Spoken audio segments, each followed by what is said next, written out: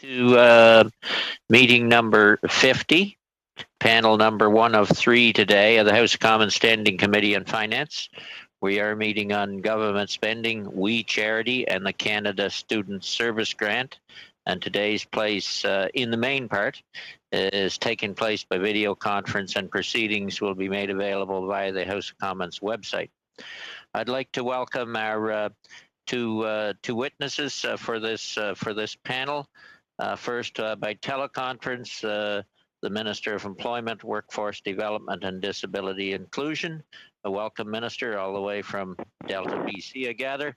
And with the Department of Employment and Social Development, Benoit Robideau, Associate Deputy Minister. Welcome to you both, Minister. If you could keep your opening comments fairly tight, certainly no more than 10 minutes, that would be helpful, and then we'll go to questions. And the question round will start with Mr. Polyev, and then Ms. Zerowitz, Mr. Fortin, and Mr. Julian. Minister, welcome, and thank you for being here. Well, thank you very much, Chair. Good afternoon, everyone. I'd like to begin by thanking the committee for allowing me to participate by telephone. This allows me to use my accessibility software and participate in a more meaningful way while having the chance to refer to my speaking remarks. I'm hopeful that my participation today can be helpful. It's my understanding Minister, that your committee... we just lost, we can barely hear you. I don't know whether you moved away from the mic or what. I didn't mean to, but is that better? No. Oh, really? I don't have Mr. Chair, just a point of order. I have no trouble hearing the minister at all. Can't you hear you, Elizabeth, either? Oh, interesting. See, I can hear her. And I hear her. I think you might be the problem. What am I? You might be the problem. How am I the problem? Because everyone else here is just fine. I can't hear. No, Wayne's not the only one. I can't hear her, and I couldn't hear Elizabeth May, but I can hear Wayne very well, and I can hear you, Pierre. And there's something funny about the system. I'm seeing when people talk, I see 2 pictures of Peter Julian. One of them is enough. Thank you, Peter. And I see 2 pictures of me. One of those is enough, too. I think Pierre just wants a chance to get in the chair again. Try again, Minister, and we'll see where we're at. Okay, thank you. I'm hopeful that my participation can be helpful. It's my understanding that your committee is reviewing the Canada Student Service Grant. Can any of you hear him? Peter, Julian can't. I know I can't. I can hear her when I take my interpretation to background and take it off a language channel. So I think the problem is when you go on English or French, you can't hear her. And if you go to pure background, you can. And I've heard everyone so far, and I'm sure you've heard enough from me. Ouais, moi aussi, je l'entends bien. Quand le système d'interprétation est fermé, tout va bien. I hear her well. When the interpretation is off, I hear her. I'll wait for your instructions, Chair. I don't know what to do about that. Start again, Minister, and we'll give it another another go, and I'll take my translation off too, but it's a problem. I am hopeful for the 3rd time that my participation today can be helpful. I'll begin by noting that while I am the lead minister for ESDC and responsible for a number of the emergency support measures for students, the Minister of Diversity, Inclusion and Youth was responsible for the CSSG. Both our mandate letters touch on support for young Canadians. In the case of the Minister of Diversity, Inclusion and Youth, she was charged with leading the development of a signature National Youth Service Program within the Canada Service Corps. This was to allow youth to gain skills and leadership experience while making a meaningful difference in their communities. From that point on, ESDC officials reported directly to Minister Chager with respect to the Canada Service Corps. While we share officials, I've not been involved in Minister Chager's files during the pandemic, nor has she been involved in mine. Within our cabinet, there are 5 ministers with responsibilities under the ESDC portfolio. Authorities and responsibilities have been assigned. Given the legal structure of the department, this has meant specific orders in council and delegations of authorities to my cabinet colleagues. In this time of pandemic, the pace and breadth of decision-making has been beyond compare. As Minister of Employment, I've been at the center of our pandemic response. For months, our Cabinet COVID Committee met day after day to plan and implement our emergency response. Cabinet was also meeting regularly for many hours at a time. Let me be clear, these were not and continue to be not normal times. On any given day, we were making decisions that ranged from border closures to PPE distribution to whether we should be sending in our military into our long-term care facilities. My own responsibilities included the CERB, Canada Summer Jobs, temporary foreign workers, disability support, and various student measures. Specifically, with respect to young people and students, we heard very clearly that they were facing a summer without many job prospects and the real possibility that they may not be able to afford to go back to school in the fall. They needed income support, increased student loans and grants, and jobs. They also wanted opportunities to help out in their communities, and we wanted to help. We began on March 18th by announcing a 6-month moratorium on Canada student loan payments. On April 8th, we announced changes to the Canada Summer Job Program to allow for additional employers to come on board and to maximize the opportunities for both students and employers through flexibilities in the program. On April 22nd, we announced a $9 billion package of student measures that included direct income support to students, job creation, service opportunities, enhancements to the Canada Student Loan and Grant Program, and more. A number of ministers were leading these various initiatives. I had responsibility for the Canada Student Loan Program, the CESB, and youth employment. The Minister of Innovation, Science and Industry was the lead on support through the NRC, MyTax, post-secondary student fellowships, and research councils. The Minister of Indigenous Service was the leader on the distinction-based support for First Nation, Métis, and Inuit students, and the Minister of Immigration, Refugees and Citizenship was responsible for international students. The Minister of Diversity, Inclusion and Youth was responsible for the Canada Student Service Grant, for the I Want to Serve portal, and for the Canada Student Service Corps. After the April 22nd announcement, we rolled up our sleeves and set about delivering on the measures within our respective portfolios. There were many details to be worked out and further decisions to be made. For my part, I was focused on the student loans, employment, and benefit measures. This was a big piece of work, and it included new legislation and regulatory changes. I had no involvement in the fleshing out of the details related to the CSSG. While I knew the CSSG program parameters, I first learned that We Charity was being recommended to deliver the CSSG on May 5th, as I was preparing for the COVID Cabinet Committee meeting that same day, where the proposal was being discussed. I understood the purpose of the CSSG to be to provide young people with meaningful opportunities to serve in their communities and to assist the nonprofit sector with some much-needed capacity. I saw how the CSSG had the potential to interact well with the other student measures we announced. Given the speed, scope, and scale of the program, I agreed with the recommendation to have a third party deliver the CSSG. As the Minister of ESDC, I knew just how stretched the public service was and what their workload could or couldn't handle. At ESDC, it's common to fund non-governmental organizations to deliver government programs and to help individuals access government programs. This is particularly so when wraparound ongoing support is provided directly to individuals. Take the Canada Summer Jobs Program, for example, which has been suggested could have delivered the CSSG. Canada Summer Jobs is a very successful job creation program. Every year, we set objectives, assess jobs against those objectives, fund the opportunities that best meet those objectives, and advertise these jobs. ESDC doesn't work with individuals to apply for these jobs or succeed in these jobs. Public service do not onboard, train, or mentor the young people who get these jobs.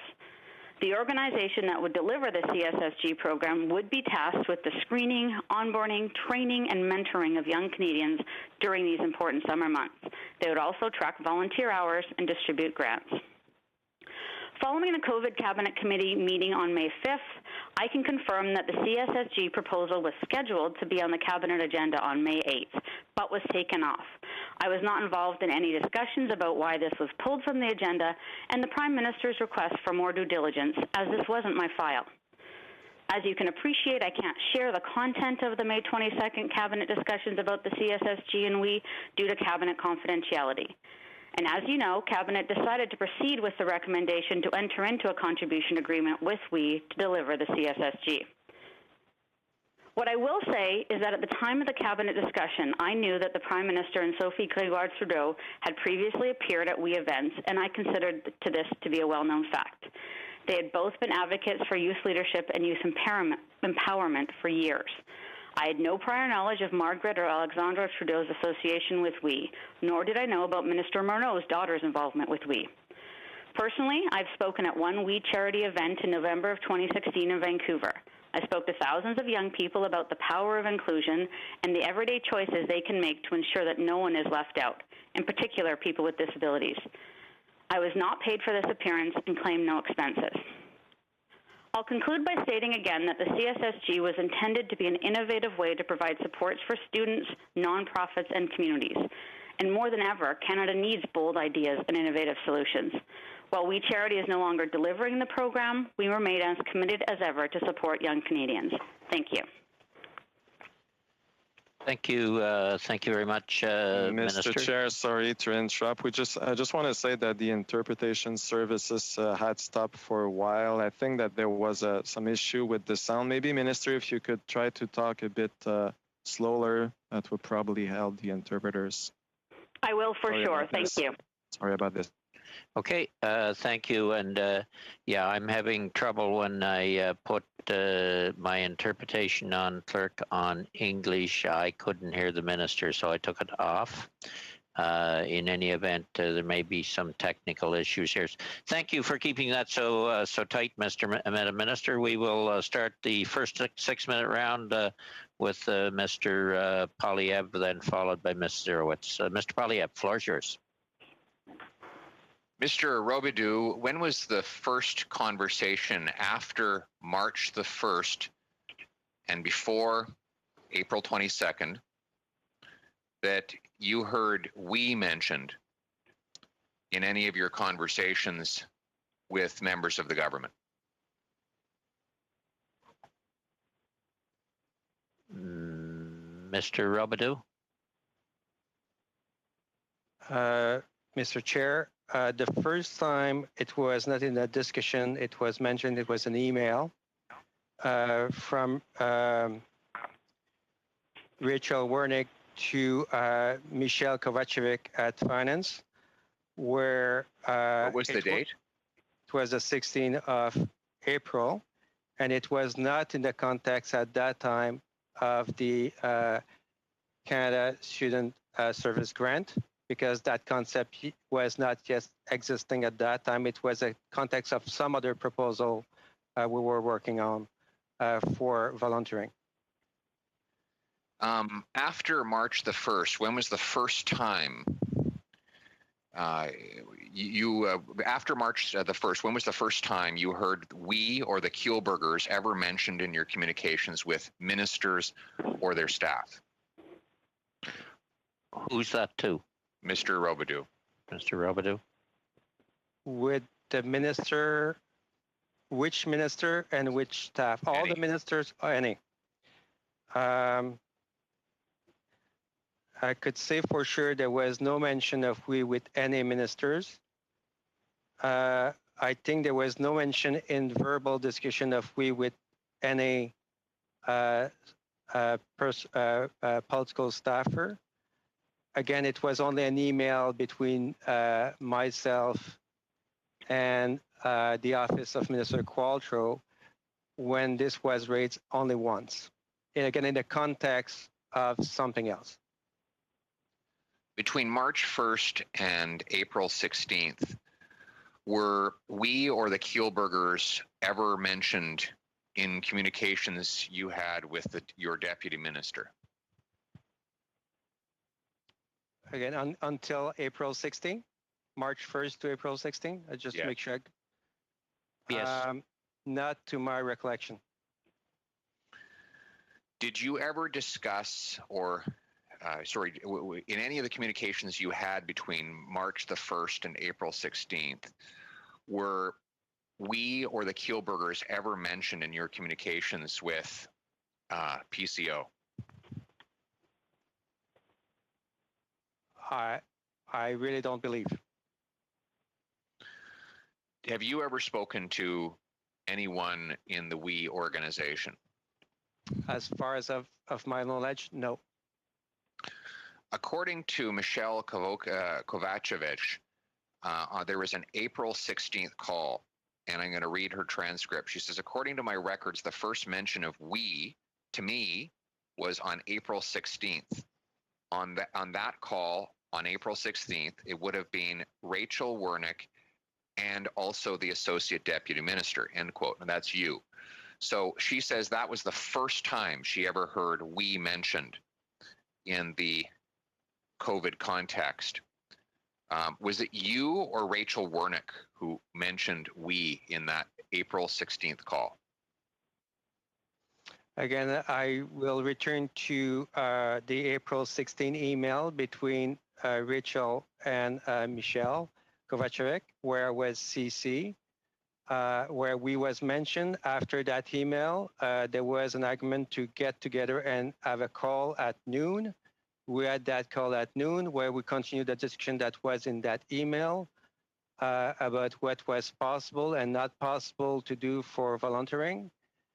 And I couldn't tell at that meeting who mentioned we to Michelle Kovacevic, answering one of her questions about volunteering. And where we was mentioned, it was clearly not the core of the email, it was in passing.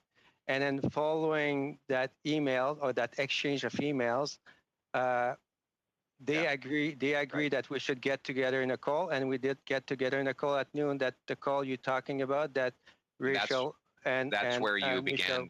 That was the first time you heard discussion that we might deliver the student service grant. Absolutely not. As I said, it was about something else, and it was all about. At the time, we were working on the Canada Service Corps proposal. We were thinking about more for volunteering, and we started not too far after that to work on the I Want to Help platform that was built here at the SDC. And the idea there, if I could finish my answer, the idea was to use we or someone like we, youth organization out there, non-for-profit, that could make sure that the I Want to Help platform would be well known by the youth in Canada through social media. So last fairly tight question, Pierre. And in that call, was the Canada Student Service Grant mentioned? These terms were never mentioned in that call, I'm pretty sure. No, not the terms, the program. The program no, was not yet.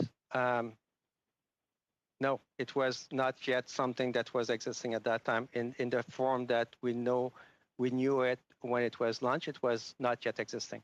Okay, you'll have another round anywhere, Mr. Polyev. Going to Ms. Zerowitz, followed by Ms. Fortin. Mr. Fortin, Ms. Zerowitz. Thank you so much, Mr. Chair. And I want to say a huge thank you to you, Minister Qualtrough, as well as to Associate Deputy Minister Benoit Robidoux for joining us today. And in addition, Minister, I just want to say a huge thanks to you for your extraordinary work and leadership in supporting Canadians over these last few months as Canada's trying to find its way through this unprecedented pandemic. Now, since the lockdown, our federal government's put out 70 emergency programs at a cost of over $200 billion. You, in your opening remarks, mentioned that on April 22nd, we announced a $9 billion program.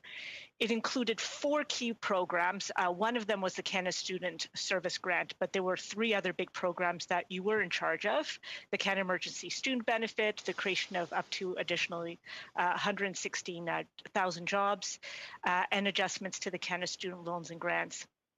And I know that students were also able to stack up these programs as well.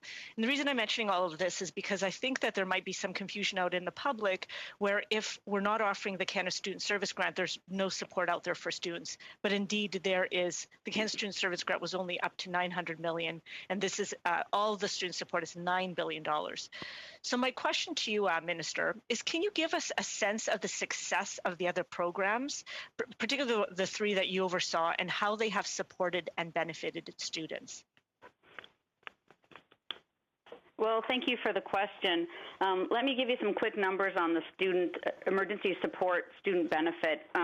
we've helped 722 unique applicants. So 682,000 young people have accessed the CESB. We've had 1.8 million applications. 1.5 of those were at the $1,250 a month mark, and 303,000 of those were at the $2,000 a month mark. We've paid out about $2.5 billion under this program alone. We have created tens of thousands of jobs, but let me speak directly to, because I didn't do as good a job yesterday as I could have at the other committee of explaining how these measures are a comprehensive package and how indeed they are stackable. In other words, students have access to a number of the measures.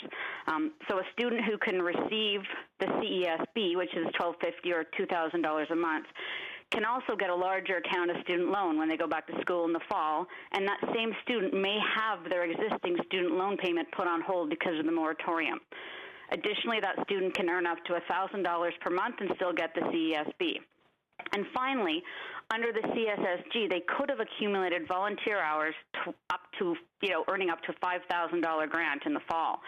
And so it's important to appreciate that a student receiving the CSSG would have also been able to access the CESB. So a student earning $5,000 over 4 months, or $8,000 if they had dependents or disabilities through the CESB, could have earned an additional $5,000 through the CSSG. They could have received either $10,000 or $13,000 between the two, plus an additional allowable earnings of $4,000. And I think that's what maybe is being missed here, is that this was a comprehensive package.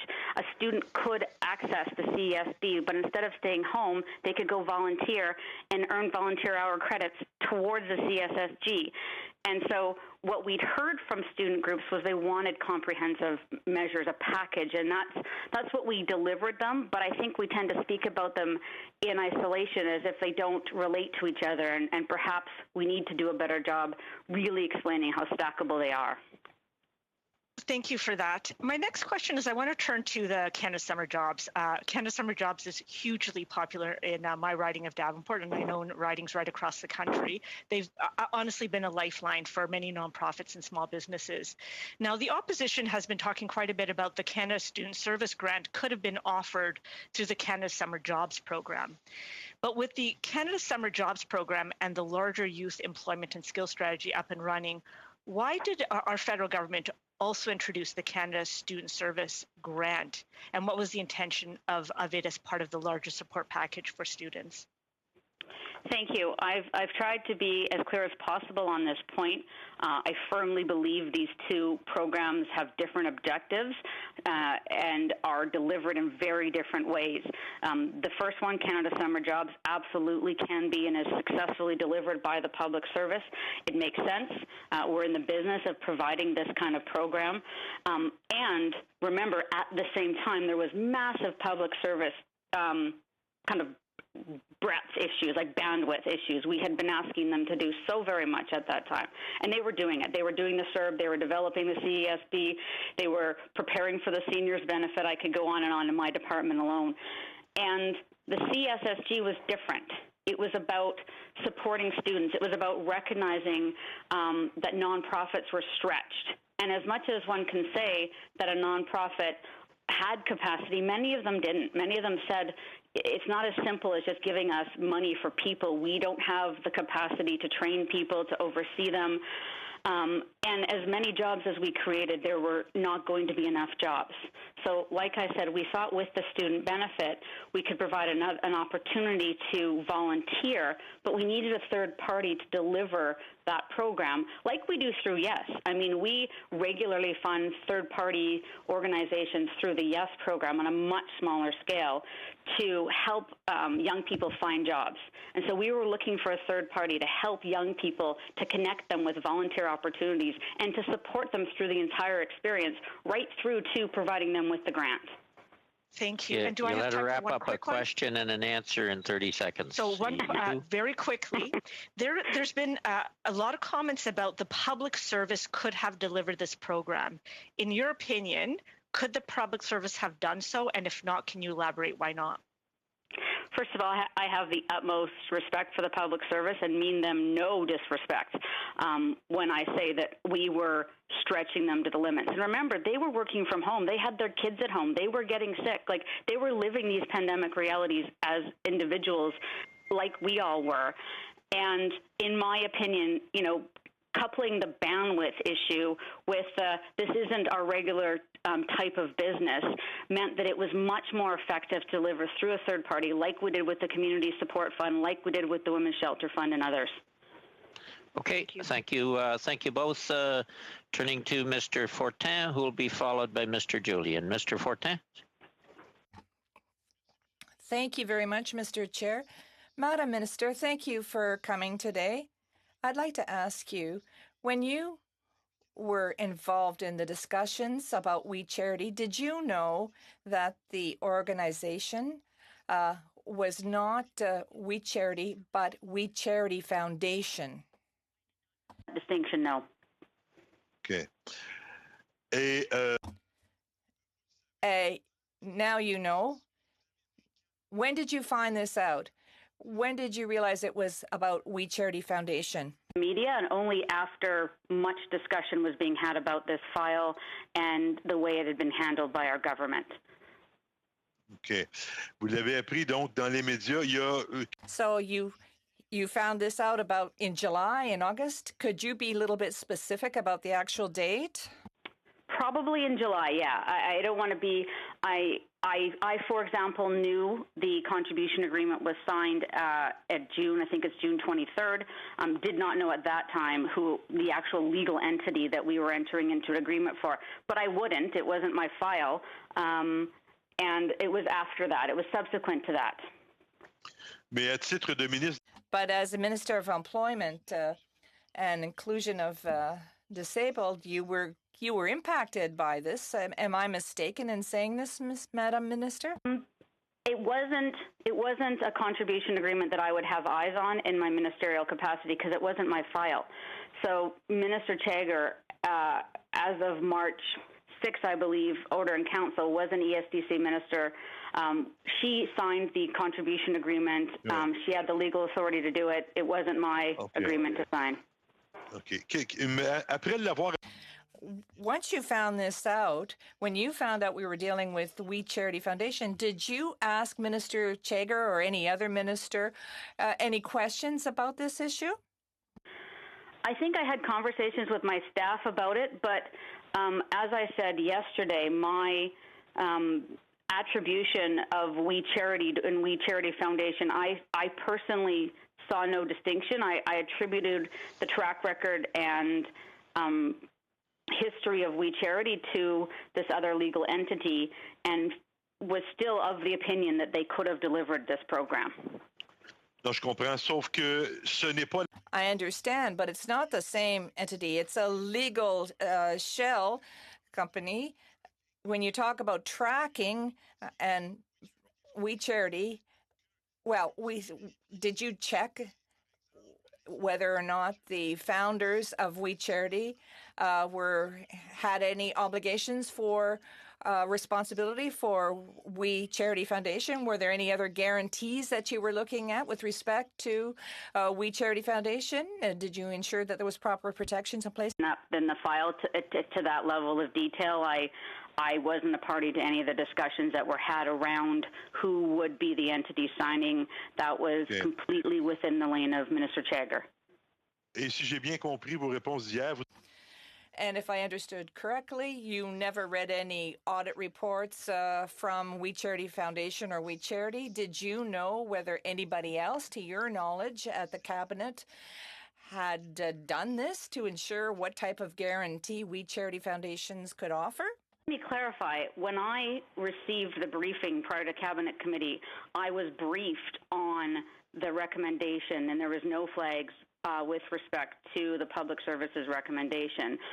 Certainly every other minister at that table had the same or similar briefing and the same information in front of them. I wouldn't want to suggest at any point that us collectively, that we didn't do our own homework preparing for these meetings. We knew what we were approving, and we completely deferred to the recommendation of the Public Service. Mais comment pouvez-vous dire que vous saviez? How can you say that you knew if you didn't even know that the signer of the contract was not We Charity, contrary to what you were told? You were misled at the cabinet table. It wasn't We Charity. It was We Charity Foundations, two completely distinct companies with distinct personnel, directors, so you were misled. So how can you said that you knew what you were doing, and how could you have agreed to that? You didn't really realize that you were dealing with We Charity Foundation. Privy to that level of detail. I was confident in approving the, well, it's how I... That wasn't just a detail. Briefed on the recommendation of We Charity, and I supported that recommendation based on the the background work that the public service had done. That'll be the last question, Mr. Fortin.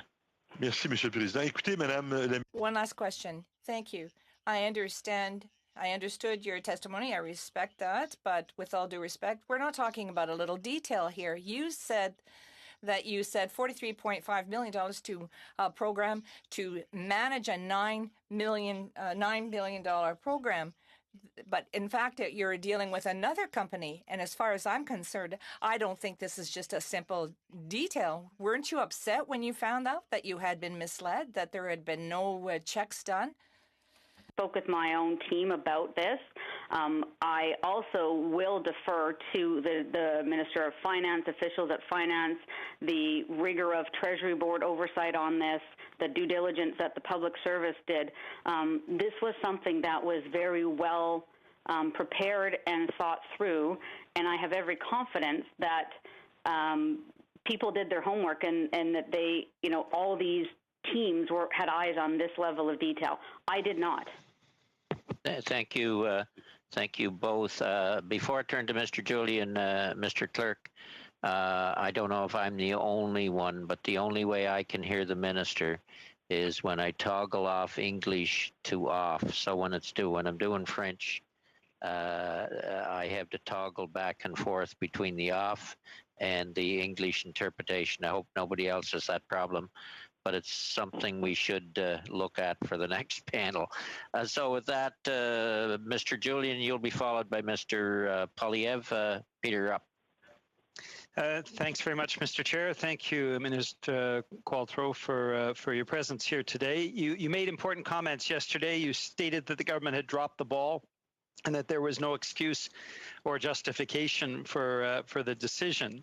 And I think those are appropriate comments. I'm interested in knowing, given the Prime Minister's comments around the due diligence that was supposed to take place, when did you become aware of the clear appearances of a conflict of interest, both with the Prime Minister's family, but also with Minister of Finance and his family, and also his travel history? I'm not being difficult, but as I mentioned, I knew the Prime Minister and his wife had spoken at We Events. I didn't know any further detail about that until after the announcement on June 25th. Okay, thank you for that. So you were unaware. The issues that are myriad that have come up as a result of this decision, and one of the clear concerns that have been raised is the probable violation of minimum wage laws, the probable violation of labor standards, the probable violation of teachers' codes of ethics across the country. All of these have been raised as massive concerns around this the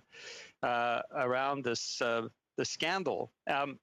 When did you become aware of the fact that minimum wage laws, labor standards, teachers' codes of ethics had not been examined? And my second question to you is, if this had gone through your ministry, what would you have done to vet this program to ensure that these violations didn't take place? Really important questions. And first, let me contextualize that. And again, yesterday I failed to make the connection sufficiently between the student benefit and the CSSG. we knew students could get $5,000 to $8,000 of student support in addition to the $5,000 they could get. So we really saw this as a suite of measures. And in fact, some of the criticism around the amount of the initial student benefit was, why wasn't it as generous as CERB? And our response, and my response was, well, that's because students have access to other financial measures like the CSSG. In terms of your specifics around labor laws, again, that Benoit may be a better person to ask about that from a due diligence point of view. And I'm not sure I should speculate on how I would have personally handled this file. Certainly we all have our own approaches to things, and I prefer not to comment on how a colleague managed a file or how I would have without all the information. That I just don't have enough information to fairly speculate. Okay. But what you're saying is you were unaware of these things until they came out in the media? Yes.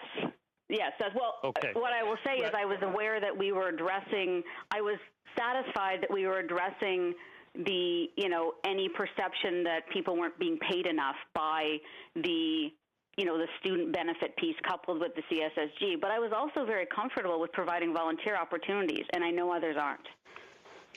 I think you can understand that when people hear your responses and hear the response of other ministers, it is not clear that people knew what they were approving when Cabinet actually approved this. Now, were you aware prior to the decision around the financial problems that We Charity was having, and the fact that their board, certainly we've heard testimony from the chair of the board of directors, the board has been effectively fired. Were any of those facts brought to mind before the decision? I was not. Okay. Was there any discussion around the ability of We to actually provide services in French? As I'm sure you're aware from media reports, that was actually going to be farmed out to a company. It has strong historic links to the Liberal Party, which compounds the scandal, of course. Was there any, were you aware at all about the fact that the charity could only provide services in English and wouldn't be able to provide services in Quebec? Well, of course I can't discuss what was discussed at either committee or cabinet, but I was confident in my supporting the recommendation that this program was going to be able to be delivered in both official languages in all the provinces and territories. That's something I personally look for, and was satisfied with the level of information I had that would happen. But the discussion about farming this out to a company that has historic links to the Liberal Party, that was not something that came up. So you didn't know the how. You just felt that there was sufficient assurances that the program would be offered in both official languages. I have last question, Peter. I have a final question, which is we. Traditionally, and you would know this having spoken at one of their events, works predominantly with high school students, not with university students. Did that issue ever come up? I mean, we've raised the violation of the codes of ethics of teachers across the country. But we and the CSSG simply don't mesh in terms of the clientele. It would be largely university. And my final point or question is around the president of the Public Service Alliance of Canada, who has testified here that the public service could have and should have provided the program. Was there any consultation with the president of the Public Service Alliance of Canada before this decision was made? A bunch of questions in there. Your very last question, I wasn't involved in any discussions. I don't know if other ministers or the lead minister on this did. As I said yesterday, I respect the desire for public servants to dig in and deliver everything. My assessment was we had reached their capacity. Their bandwidth was already being stretched.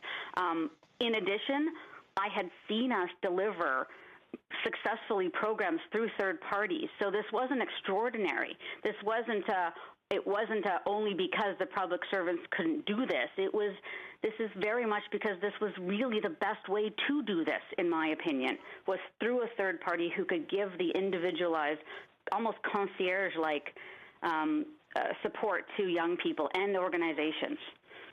Okay, thank you both. We'll go to 5-minute round now. We'll start with Mr. Polyev and then on to Mr. Fragaskatis.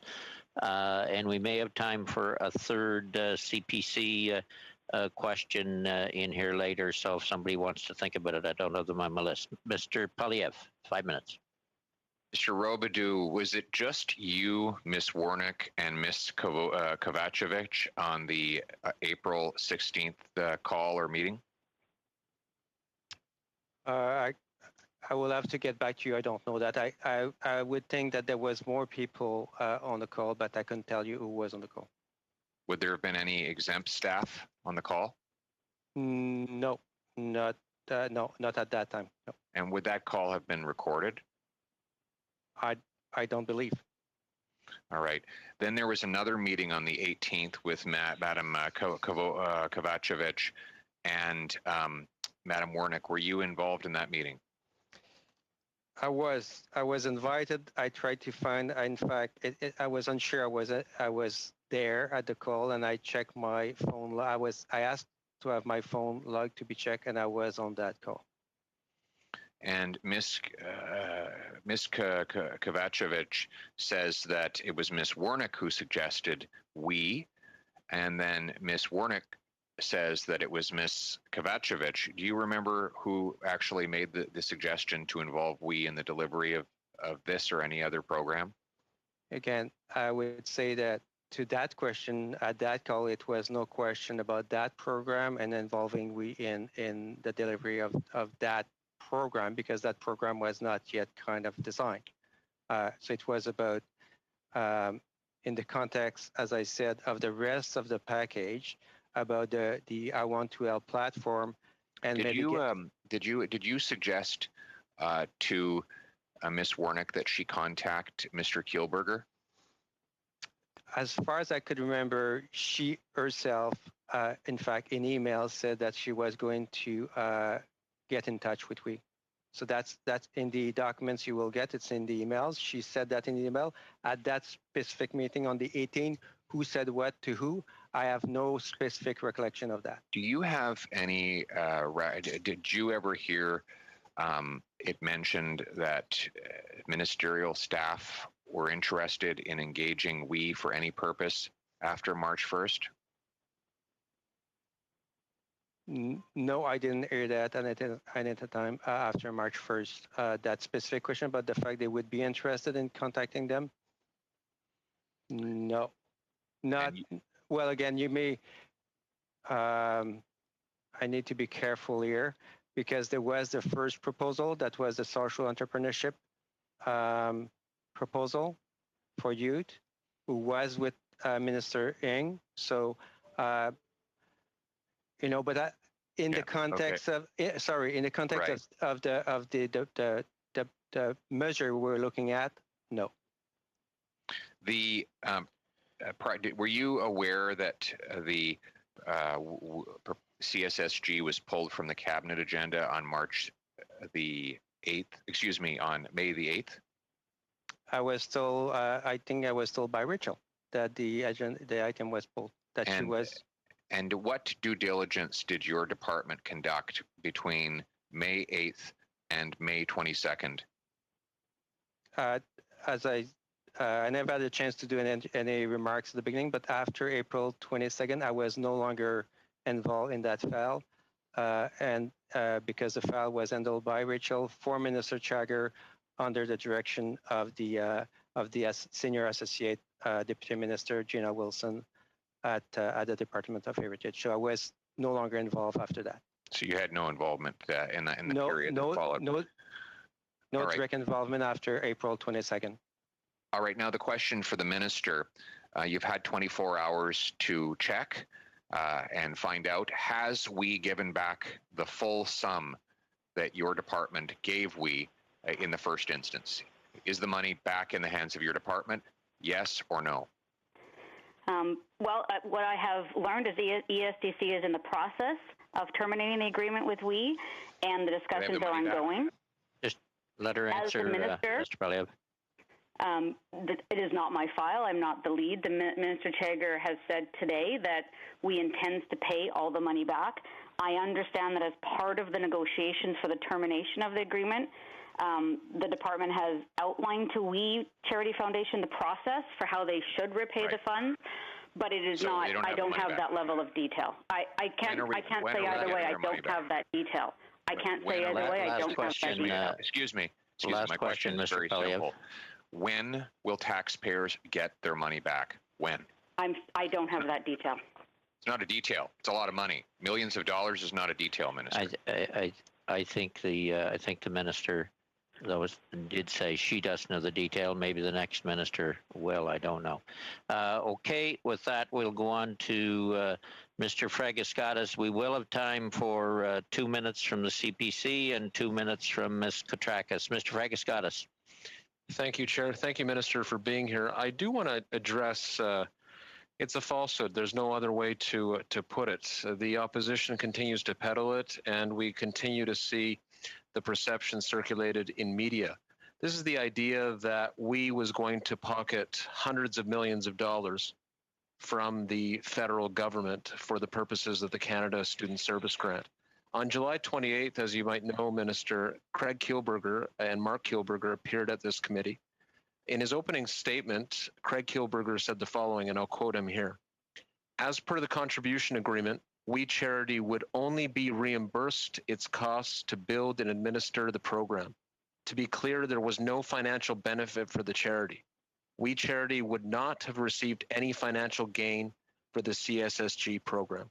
And that's the end of the quote.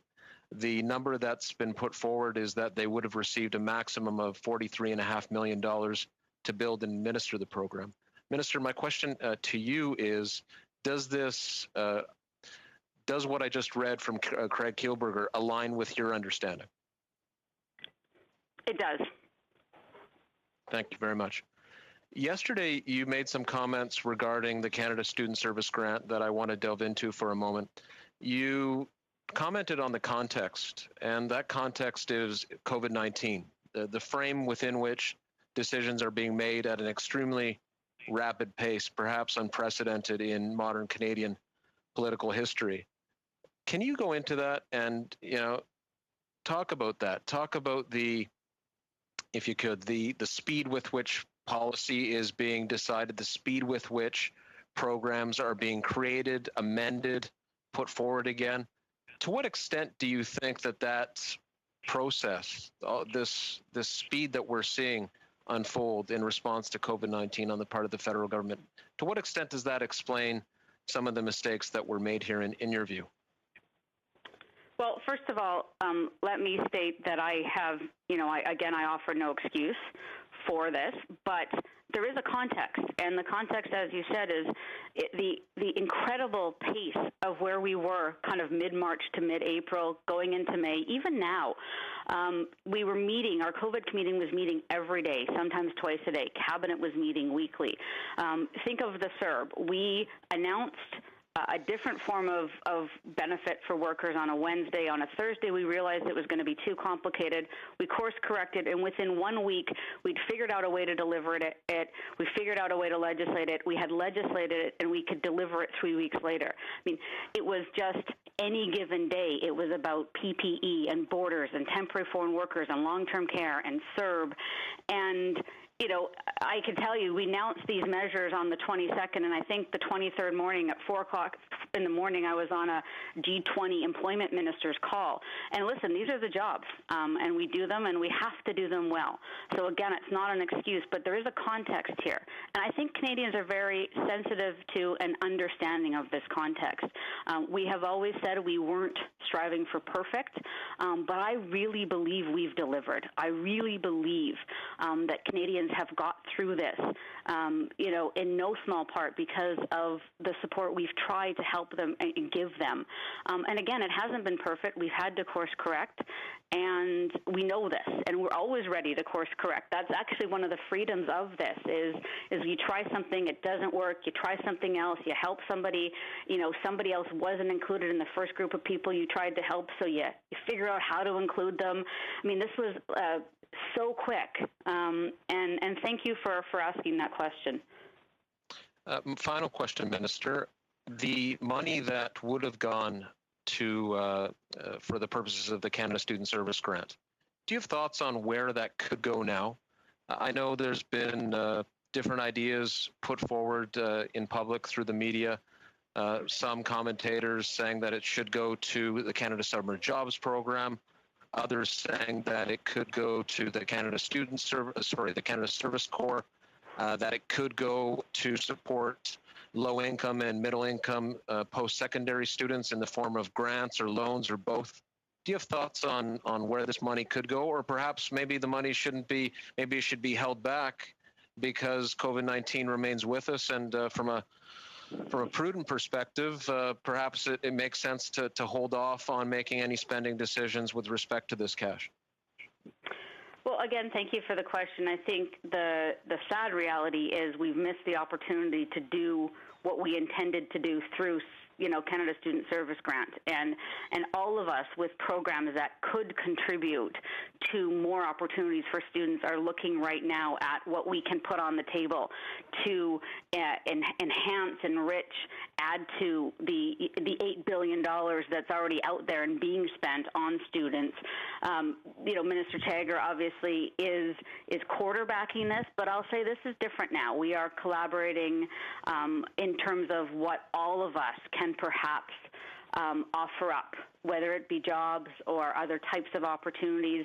What can we do? I mean,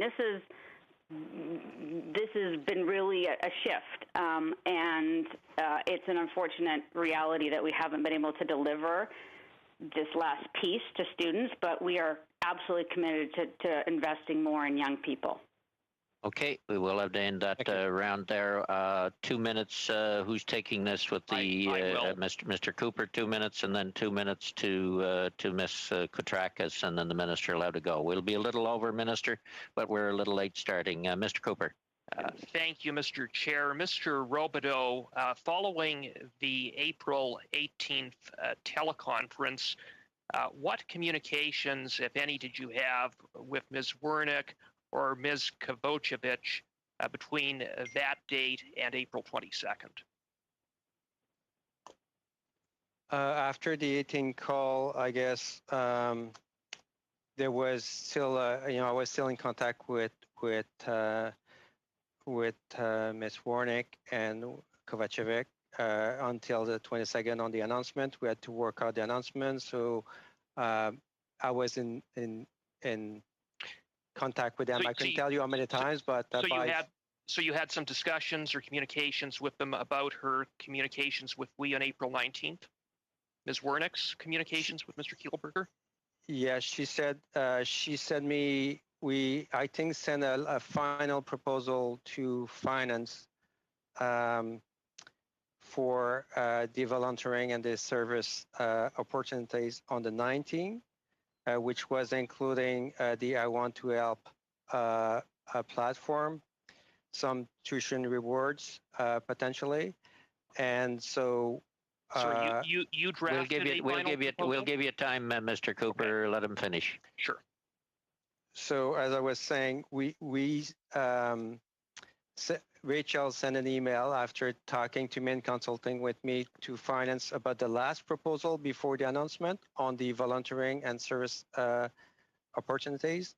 And we talked before that because she had a discussion with Craig Kielburger on the 19th, and she wanted to talk to me about it.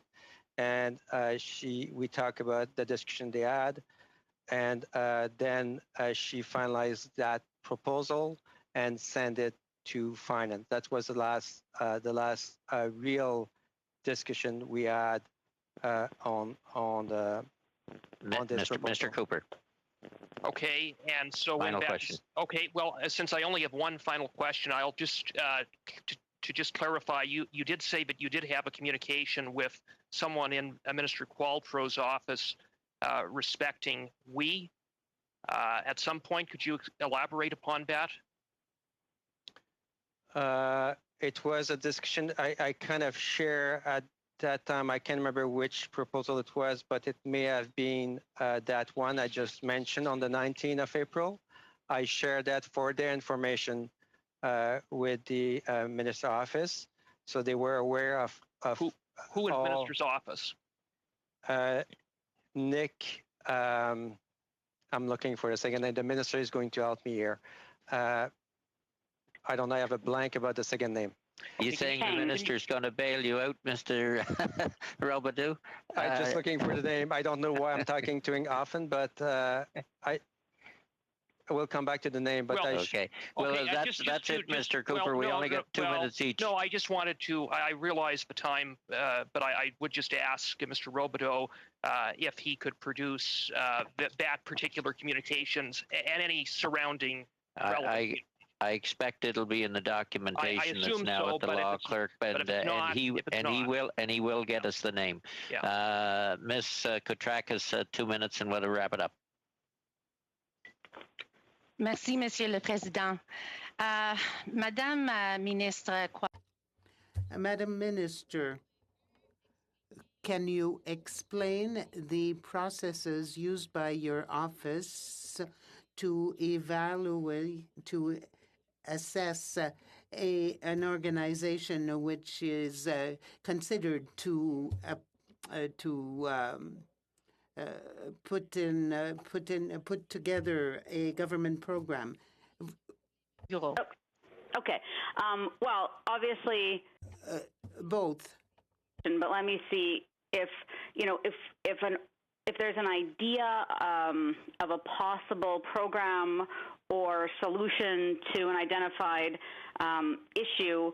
It goes through it's hard to, I apologize, there's so many ways that things get started, and the public service could propose something. We might, at cabinet, decide something, and the public service goes away and develops it further. We've been delivering 3 ways in this pandemic, directly to individuals, through provinces, and through third parties. And so those have been our kind of go-to ways of getting money to organizations and Canadians. And depending on the goal or objective of what we're trying to achieve, one of the 3 becomes the way we deliver it. I personally have been obsessed with making sure things are deliverable.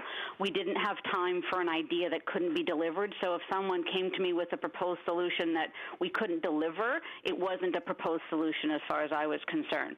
So we really focused on, can we do this through an existing system directly to people? Would it be better to partner with the provinces and give the money to them to deliver? Should we use a third-party intermediary on the ground to deliver it? Is that the most efficient way, given what we want to achieve?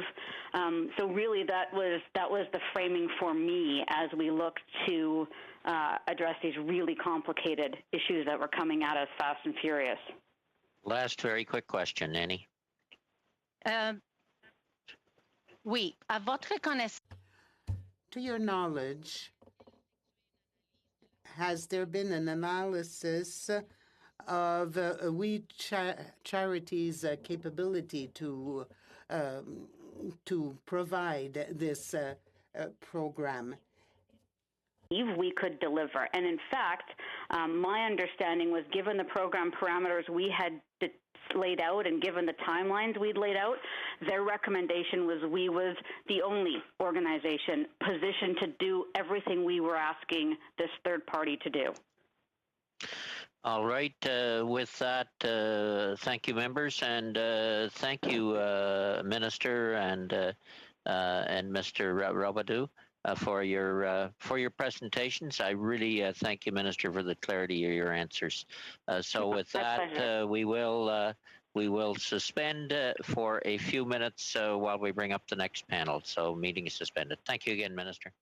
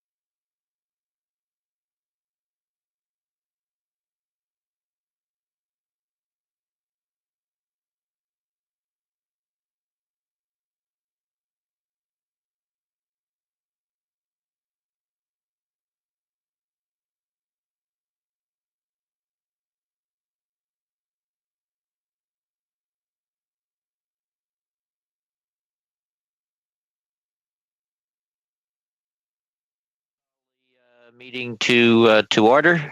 Welcome to meeting number 50, panel number 2 of the House of Commons Standing Committee on Finance. I think we all know the issue we're studying, and that it's in video conference, so to save time, we'll turn to our guest, the Minister of Small Business and Export Promotion. Welcome, Minister.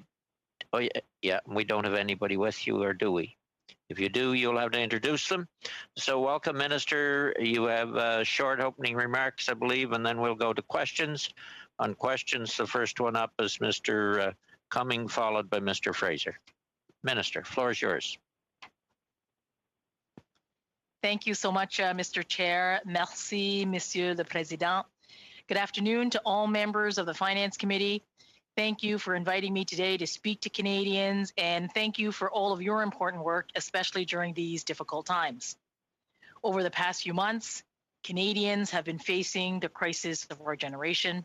Lorsque la pandémie COVID-19 est arrivée, notre gouvernement a décidé que nous Our government decided when the pandemic hit that we would do everything we could to help businesses and all Canadians through this crisis. The team knew that the only way we would be able to deliver supports to respond to the real needs of Canadians was to listen and to respond as quickly as we could.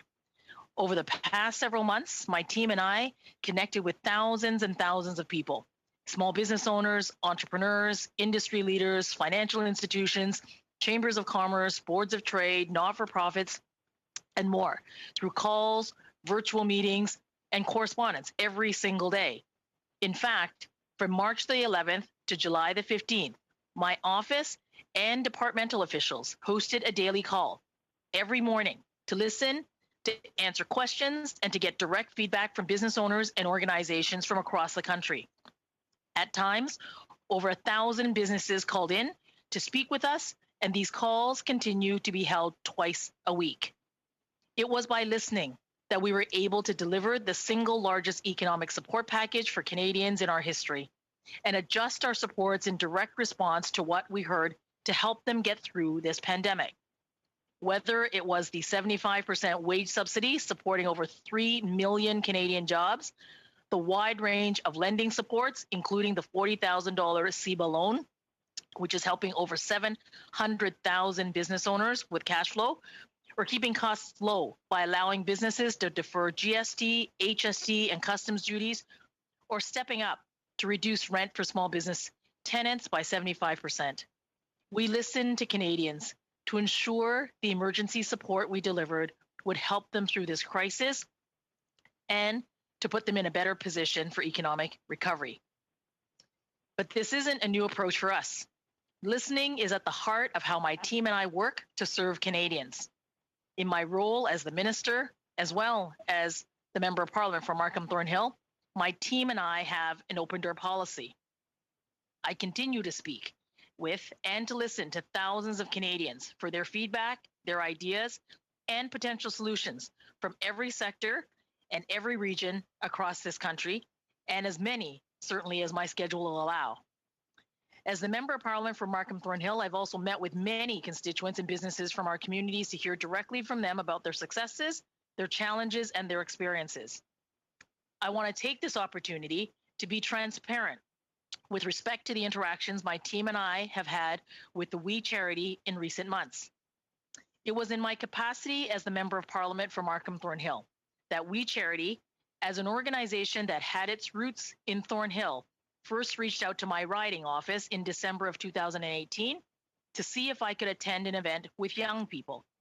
Due to scheduling issues, this event never took place. À l'automne 2019, in the fall of 2019, when I was re-elected Member of Parliament for Markham Thornhill, We Charity sent a congratulatory email to my office. After I was appointed in my expanded mandate as the Minister for Small Business, Export Promotion, and International Trade, We Charity sent another congratulatory email and offered dates for a meeting in the new year to discuss their work. In January 2020, my Chief of Staff met with Sofia Marquez, Director of Government and Stakeholder Relations for the We Charity. This was an introductory meeting requested by Sophia to discuss We Charity's work. Following that meeting, an introductory call between myself and Craig Kielburger was scheduled for April the 7th. This meeting was scheduled on February the 21st. We had a 30-minute phone conversation along with a few We Charity staff where Mr. Kielburger and his team talked about their work with a focus on empowering young people in Markham Thornhill. Mr. Kielburger also mentioned a proposal for a potential social entrepreneurship program at the very end of the call, and I invited him to share that proposal with my office. I did not have knowledge of this proposal before that call. On April the 9th, Mr. Kielburger's team shared a document with my chief of staff and me and attached a document titled We Social Entrepreneurship Concept Paper. Mr. Kielburger noted in his email that this was a concept paper and that they would follow up with a more detailed proposal shortly. This was unrelated to the youth service program. On April the 15th, my office responded to their email that we would look into this. On April the 22nd, my office received an updated proposal from Mr. Kielburger. After analysis by my department and a review by my office, we concluded that we would not move forward with the social entrepreneurship proposal because it likely wouldn't directly fit under my portfolio, and there were better ways to support young entrepreneurs amid COVID-19, including our April 17th announcement to invest $20 million to help young entrepreneurs under the existing Futurepreneur program. My team informed the We Charity of our reasons for not supporting the social entrepreneurship program on April the 30th. For context, on April the 5th, the Canada Student Services Grant Program was presented to the Cabinet Committee on COVID-19, which I am a part of. This proposal was separate from the social entrepreneurship proposal that my office had received. 1 month after informing We Charity of our decision not to move forward on their social entrepreneurship proposal, Ms. Marquez reached out again to my staff on June the 2nd, asking to speak further as she indicated they were considering revisions to it. My chief of staff communicated to my policy team that we needed to be clear with that we were not moving forward with their social entrepreneurship proposal. On June the 18th, my office clearly communicated to Ms. Marquez over the phone that we would not be moving forward with their proposal for a social entrepreneurship program, and this was acknowledged. La communication que j'ai eue avec Uniport. The communication that I had with We Charity was solely about a proposal for young entrepreneurs. My team spoke with the We Charity about the youth service program or the Canada Student Services Grant. Over the past few months, I've continued to do exactly what Canadians expect, to listen to Canadians, to be open to new ideas and solutions, and to do our due diligence with any ideas and proposals we receive, including seeking and receiving the public services input, analysis, and recommendations. Our aim continues to do the very best possible job to help our businesses and all Canadians succeed. And right now, that means ensuring that they are well supported through this crisis and have the tools that they need to rebuild and to recover from COVID-19. Mr. Chair, committee members, Canadians, thank you for your attention. Merci pour votre attention. I am here in all transparency to answer any questions that you might have. Thank you. Merci. Thank you very much, Minister. Merci. We will go to a first 6-minute round. Mr. Cummings, Mr. Fraser, Mr. Fortin, and Mr. Julian. Mr. Cummings. Well, thank you, Mr. Chair, and thank you, Madam Minister, for appearing today. Just for some clarity, so you or your office, did you have any communications with We Charity or the Kielburger brothers in the month of March? No, we did not. Okay. And so the first time that you heard from them was to discuss this potential youth entrepreneurship proposal? My office scheduled a meeting in February to take place on April the 7th, And at that time, I spoke with Mr. Kielburger, and it was at the end of that conversation that Mr. Kielburger raised the idea of a social entrepreneurship program. And when you received this proposal from Mr. Kielburger or his staff, what did you do with that proposal? Did you forward it to any other offices? Did you was there any conversation with the PMO regarding that proposal? I received the concept paper on a couple of days after that initial conversation. So I received a concept paper, as I said in my earlier remarks, for the social entrepreneurship program that was received on April the 9th. And we received a updated more information on the social entrepreneurship program, and we provided that to my department. And I asked for analysis and their analysis and their recommendation, and they provided that to me. And the recommendation was that it was not really within my mandate, and therefore I took their recommendation and decided not to proceed with the social entrepreneurship program. Did you forward this program to any other department? Did you forward it to finance or to ESDC or youth or any other department? I did not, but it would be completely appropriate for my staff in the course of their review, along with officials in reviewing the social entrepreneurship program, to consult with relevant, ministerial offices, and that would be very consistent with normal practice in an effort to come up with an analysis and a recommendation to me. So when did you first find out that we was being considered for the broader program for the student grant program? It would have been at the COVID-19 cabinet committee, of which I'm a part of, and the first time that the proposal made its way to cabinet committee would have been on May the 5th, and I would have been briefed to that committee so that I could participate in that cabinet meeting, and that would have been the first time I learned of the Canada Student Service Grant proposal. Are you not surprised that we would have been pitching a program to you and to your office, and then this other program morphs out of some other discussions? When you were at cabinet, was it not surprising to you that we was also being considered for other programs? Well, I certainly received the social entrepreneurship program. That was what my team looked at. That was what my officials reviewed, and that was the recommendation I received as part of the deliberations at the COVID committee and at cabinet. It was about supports for students. It was our government's commitment to make sure that at this very critical time that we would provide supports to students. And one of this component is this service grant, and it came forward at the cabinet committee, and I participated there, and I participated subsequently at cabinet in the deliberation of that program. Minister, given your portfolio, did you, at those cabinet meetings, did you discuss or advocate for expansion of the Canada Summer Jobs Program, given that its connection to small business and not-for-profits, rather than this volunteer grant program? Were you able to advocate for businesses at that cabinet meeting to maybe expand that program, Canada Summer Jobs?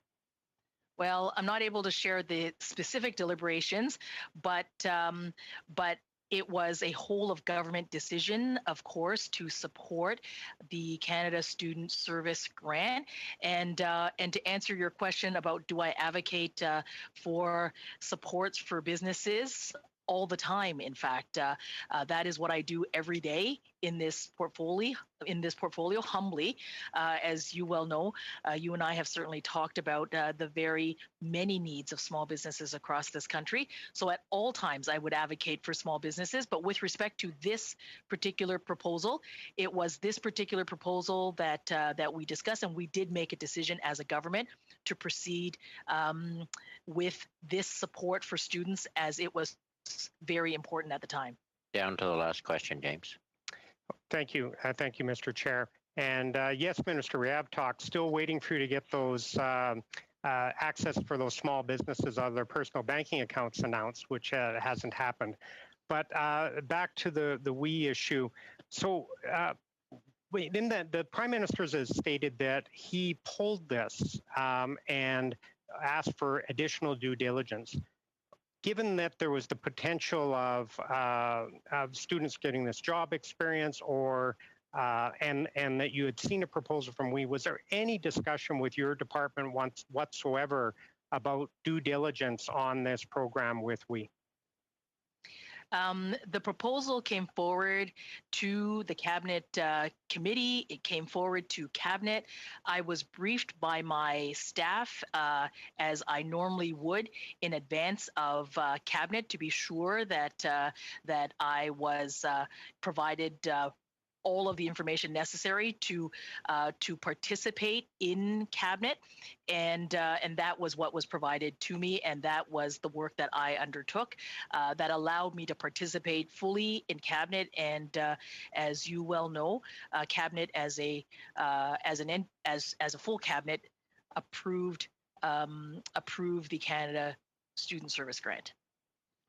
Okay, with that, we'll have to end it there, but I just can't help but say, Minister, Mr. Cumming and I think all the committee are on the same page on the CEBA, which we've talked to you before. So just send that message up to the PMO. It's time, personal bank accounts, rather than catering to the business accounts of the banks. So with that, sorry guys, with that we'll go to Mr. Fortin, followed by Mr. Julian. Mr. Fortin.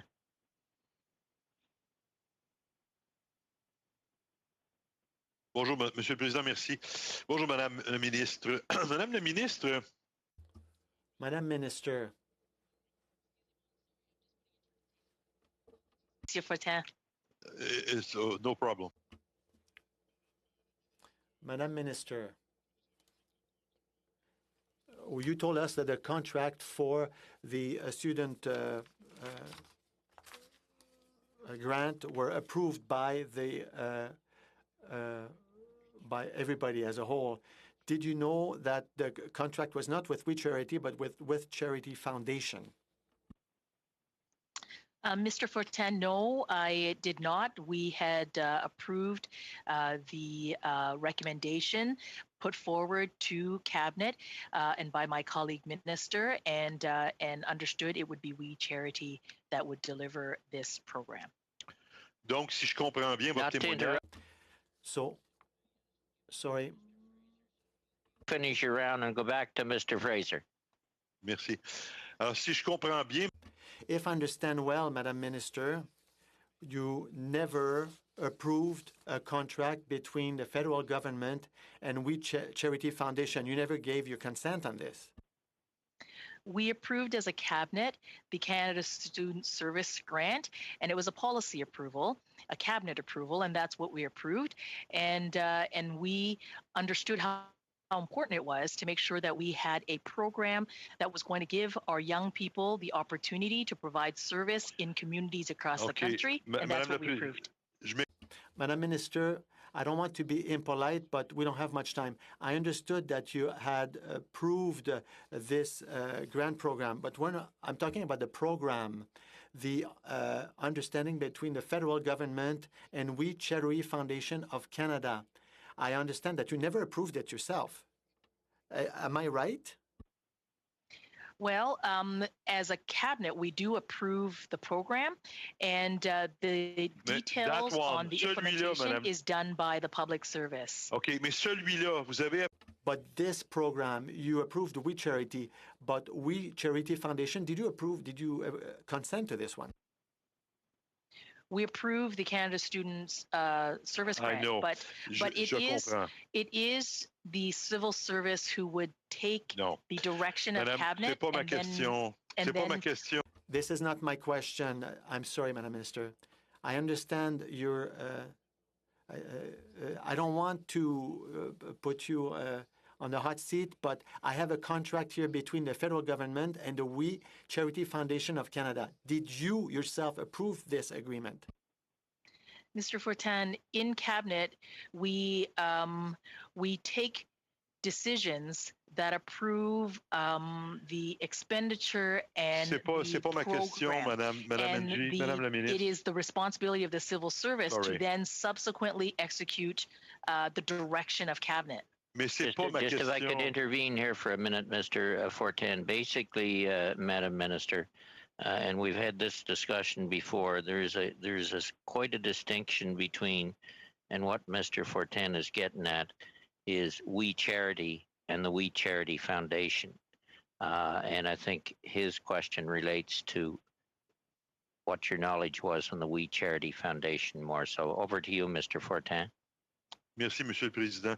Je comprends que peut-être c'est la traduction qui n'est pas claire, mais je veux juste m'assurer qu'on se comprend, Madame la Ministre. Je comprends. Perhaps it's the translation that's not clear, but I understand you approved the Canada Student Service Grant.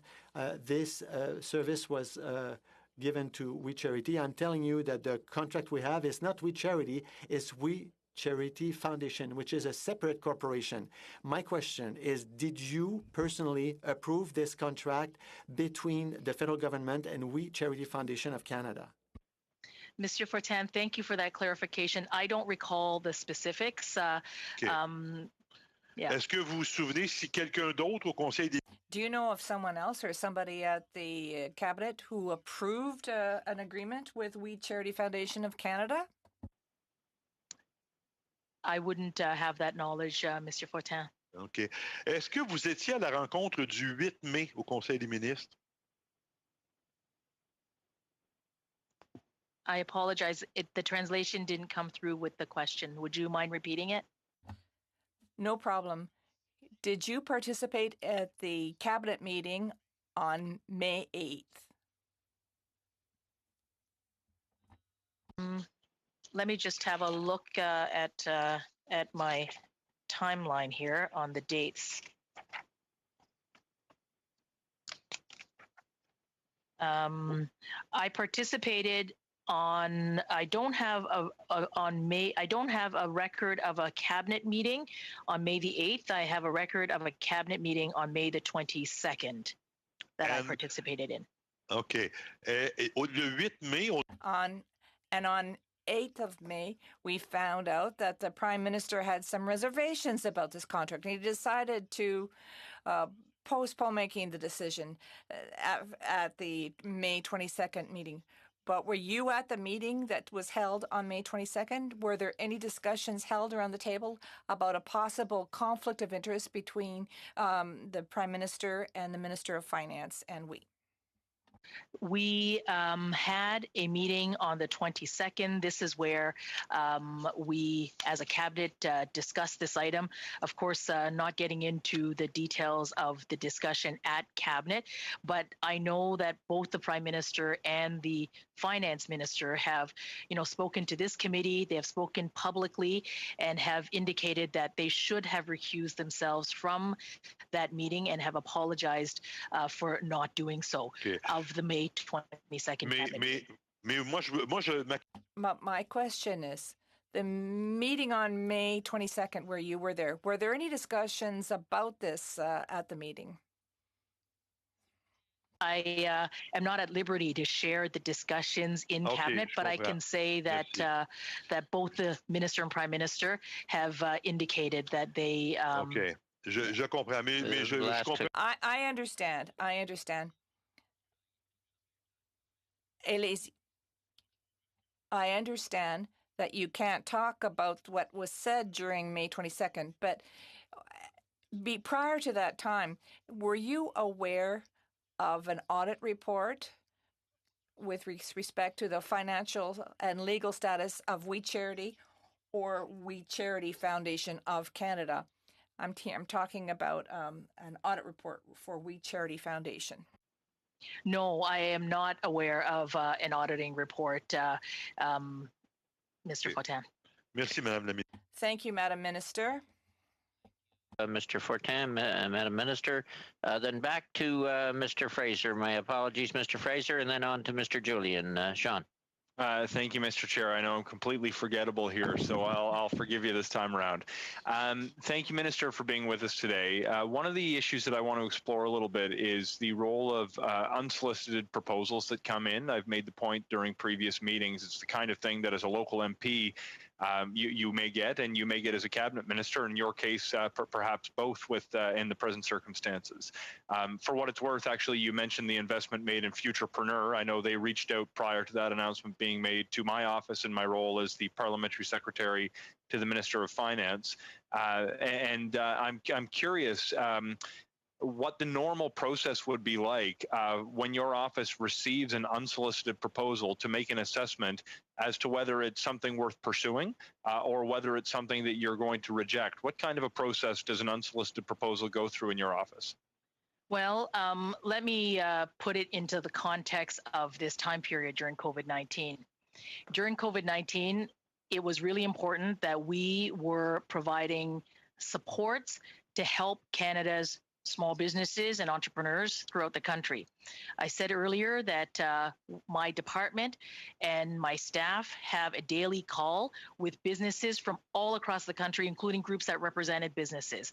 At times, there were literally over 1,000 businesses on that morning call. So there were proposals, there were suggestions, there were ideas that would come through.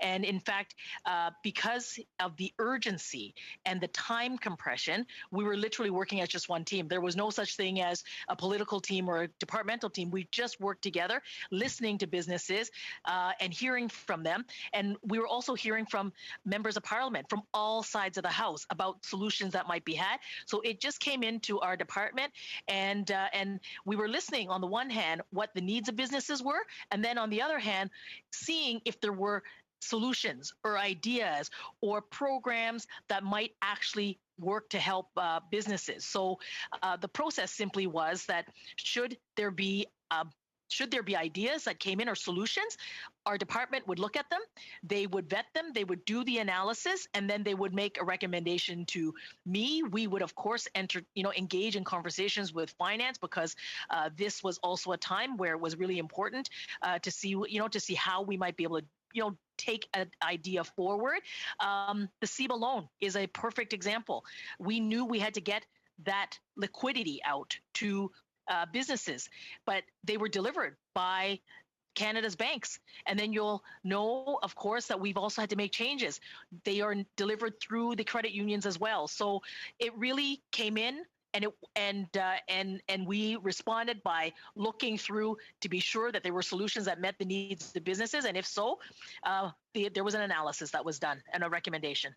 Thank you. I just hope that folks who've been watching these proceedings over the past few months don't become concerned that they shouldn't be reaching out to their local MPs or to the government. I know some of the most valuable feedback I've received came from other members of parliament from all parties right across Canada. And when I saw that thousands of businesses were reaching out to hundreds of members of parliament and ultimately coming across my desk, it spoke to me that there were items that we needed to act upon. I want to dig in a little bit on the proposal you received initially, which was rejected for We Charity's student entrepreneurship program. When again did you communicate to the We Charity that program had been rejected?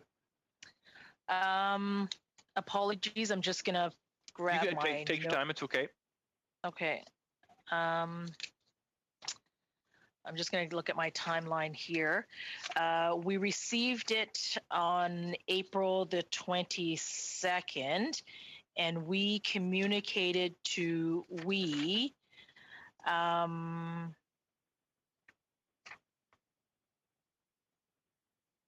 let me just see.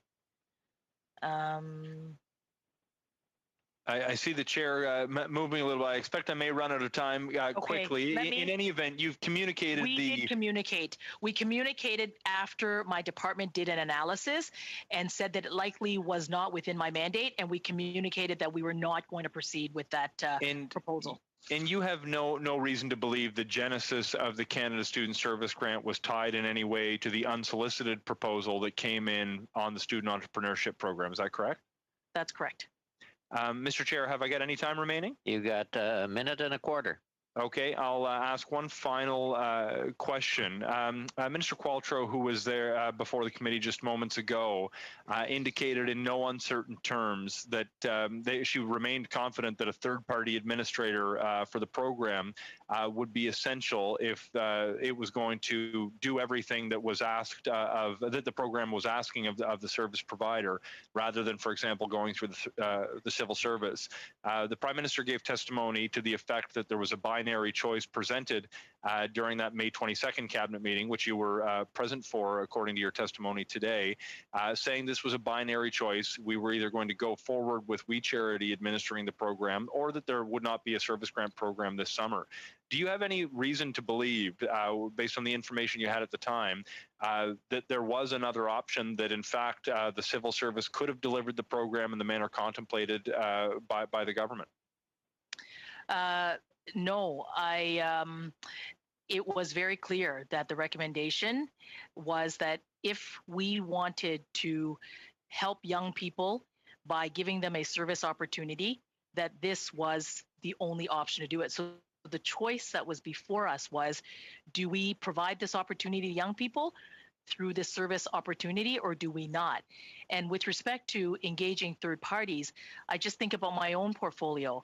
The Canada Business Resilience Network is a collaboration between the Government of Canada and the National Chamber of Commerce. That includes the CFIB, that includes all the local provincial chambers, that includes the Canadian Council for Aboriginal Business, that includes the Retail Council.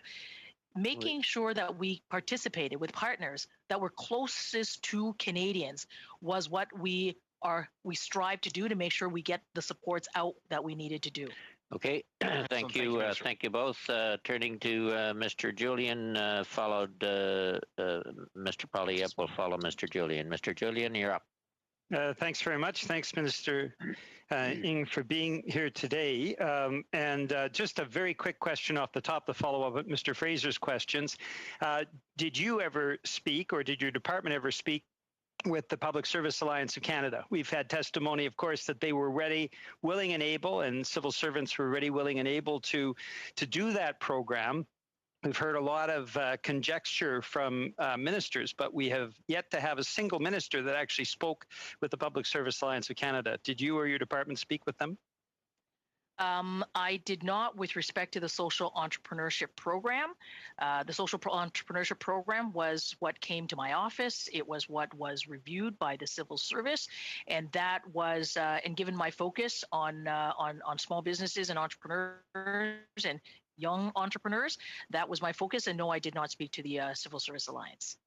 Okay, thank you, because there's a difference between conjecture and actually getting the facts, and the facts are the public service was ready, willing, and able to undertake the program. You testified, and thank you very much for the detail. January, you met with Ms. Marquise from WE. April 7th, you spoke with Mr. Kielburger. At either of those meetings, did you ask them whether they were registered as lobbyists around those meetings? Just for clarification, Mr. Julian, it was my chief of staff that spoke with Madame Marquez. I had a 30-minute call with Mr. Kielburger on April the 7th, and I just want to assure this committee and Canadians that we abide by the rules set out in the Lobbying Act. And as you're aware, according to the Lobbying Act, lobbyists must register their meetings.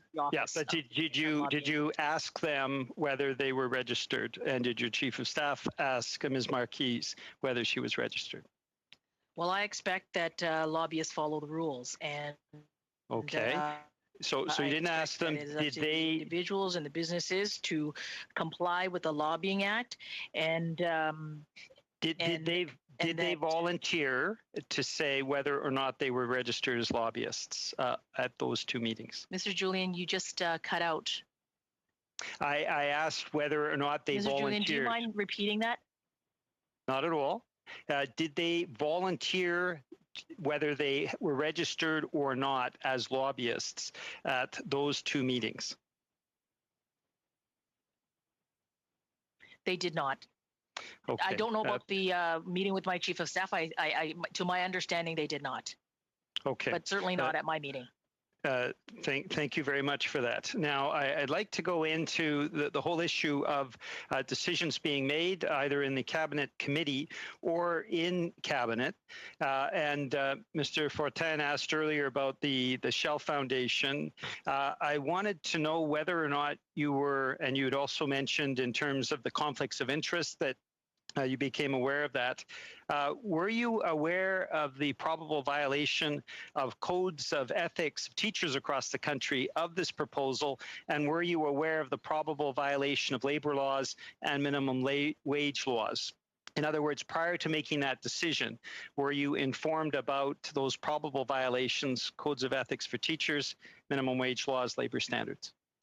Well, I just want to remind everyone that that the main objective for that discussion was to approve a program that was about services by students to not-for-profit organizations across the country, and that was the decision that was made. No, so I gather you were not aware. Were you aware of the financial problems that were taking place in the spring, and also aware that the board had been, as we've heard in testimony from the chair of the board of directors, effectively fired? Was any of that information available to you prior to making the decision at the cabinet committee or in cabinet? Those are not issues that were raised to us by the public officials that were supporting this file, so they did not raise that. Were you aware of the inability of we to actually offer service in the two official languages? As you'll certainly know from media reports, that portion of the massive contract was going to be farmed out to a company with historic links to the Liberal Party in Quebec. So prior to the decision at the Cabinet Committee or in cabinet, were you aware that we was not actually offering services in both official languages and would need to hire a company to do that? Well, we certainly wanted to ensure that the CSSG was responsive to the unique needs of the province of Quebec, and that we, Charity, had worked with a team of advisors and not-for-profit organizations from across the province. So it really was important that this service grant was intended to support as many students as possible and to help as many not-for-profits as possible during these challenging times. And so it was absolutely important that the organization was giving as many opportunities to students. Minister, you are breaking up. This recommending. Can you hear me? No, you started breaking up about 10 seconds ago, and this will be the last question, okay. Mr. Julian. Right. So, you have a final question? You go to your final question, and if you need clarification on what you didn't hear in the answer, ask for that as well. The final question is this. In the solicitation around youth entrepreneurship, what was the amount that was going to go to WE for administering or managing that program?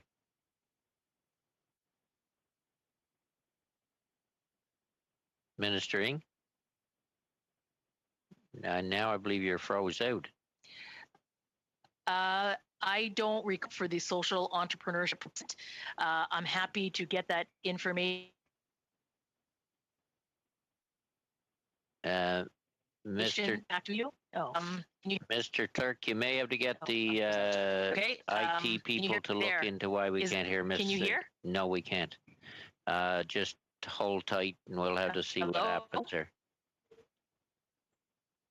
Okay. Oh, it says my internet. Okay, I think it's your internet, Madam Minister, because all of us are not hearing you. Try it again. Oh. Can you hear me now? No? There, I can hear you now. Oh. Should I leave? How do I? Yes? Okay, can you hear? Yeah, try that. Try that.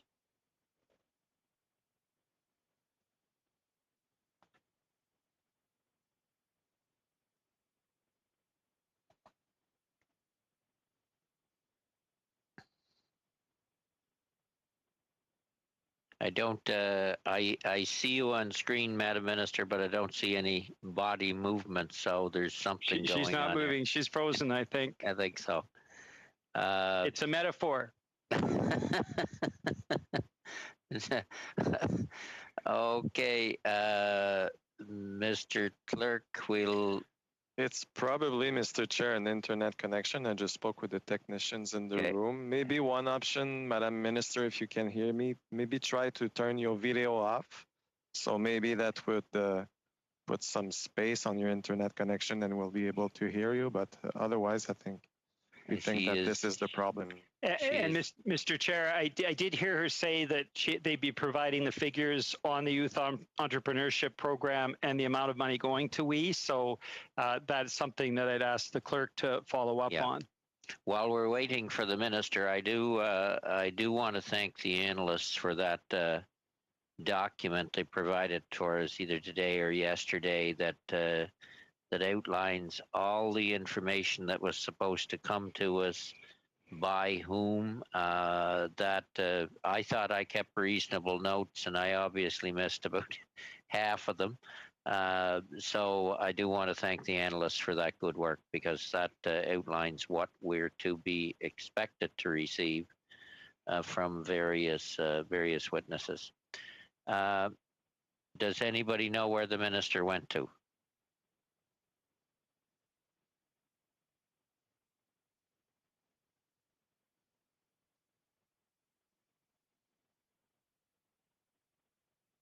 J'imagine qu'elle est allée vérifier. I imagine she's probably gone to check who were the parties to the contract that I was asking her about earlier.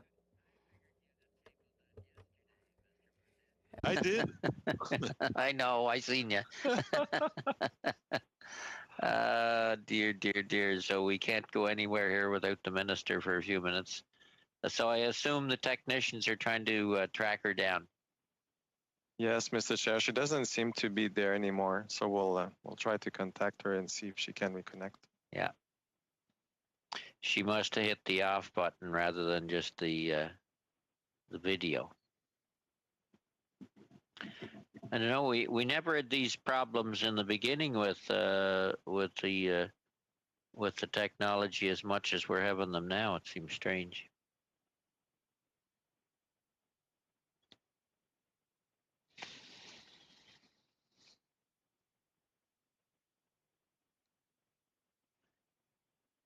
Mr. Julian, you're getting an awful lot of time in this question period. You're up to prisoner 12 minutes.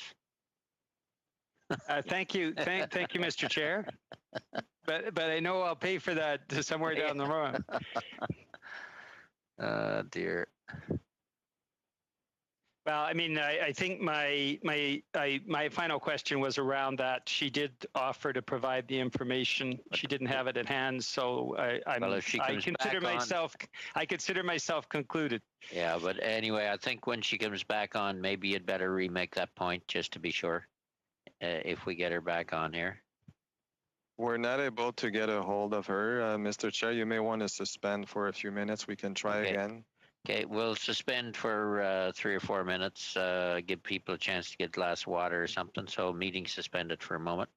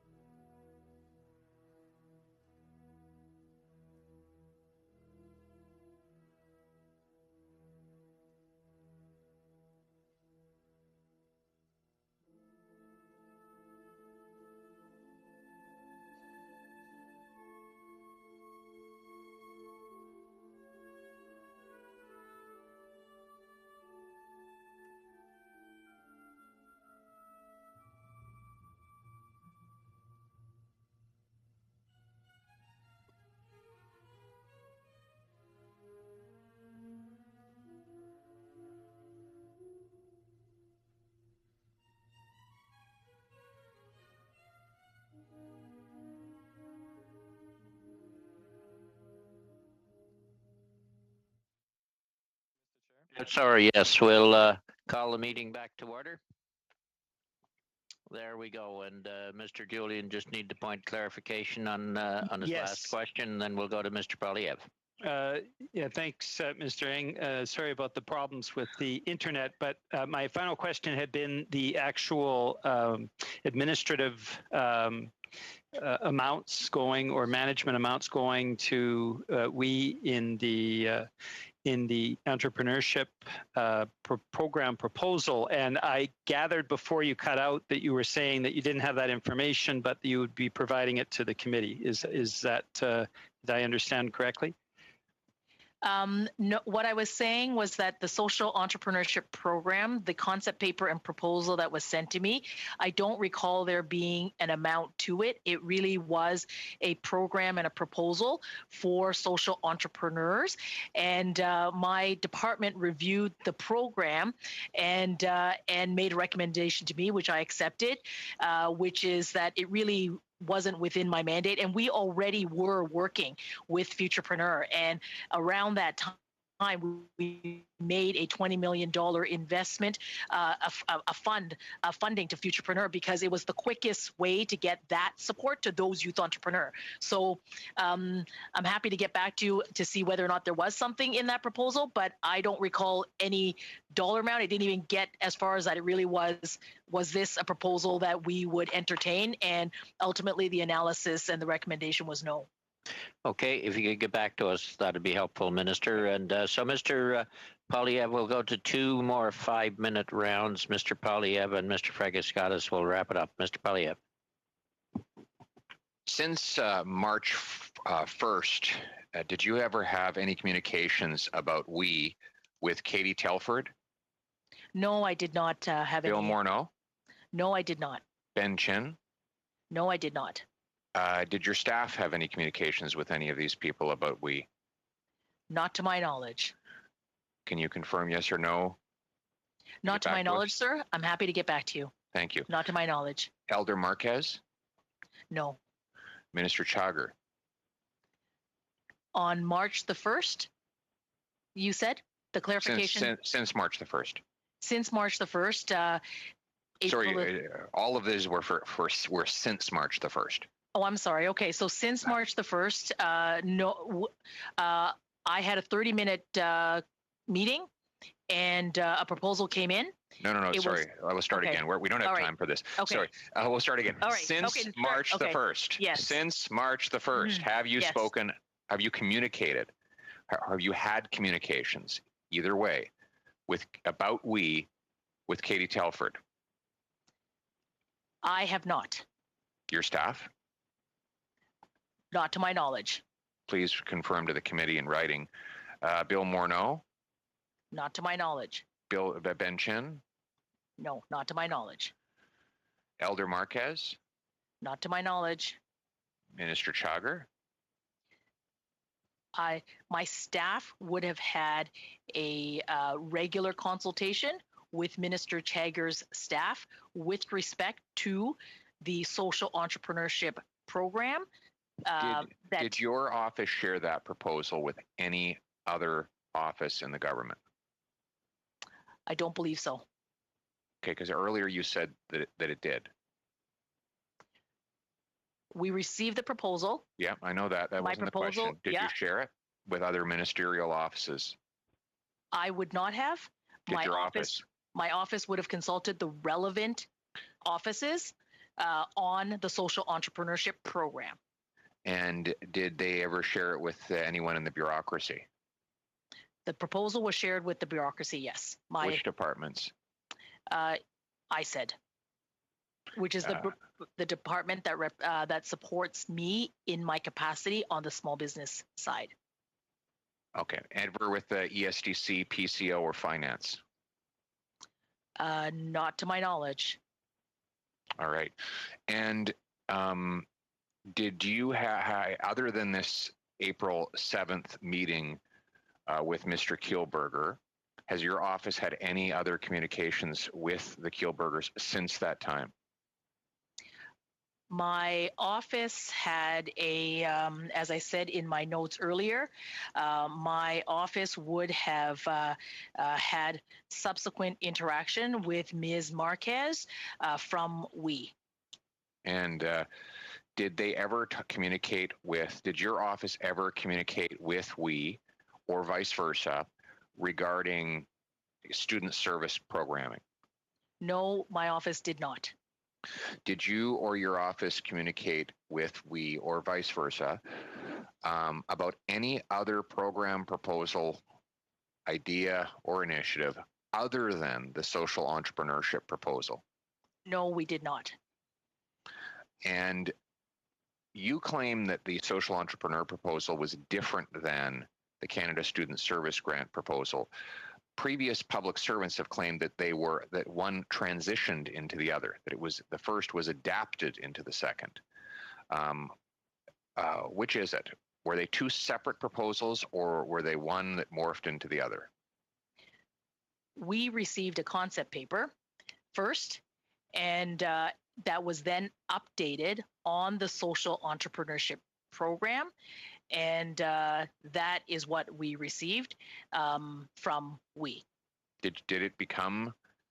Was it transformed into a student service proposal?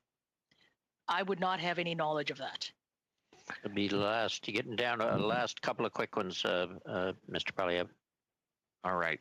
And did anyone in the PMO ever communicate with you or you with them about WE since March the 1st? No. Anyone in your staff ever hear from the PMO about WE since March the 1st? Not to my knowledge.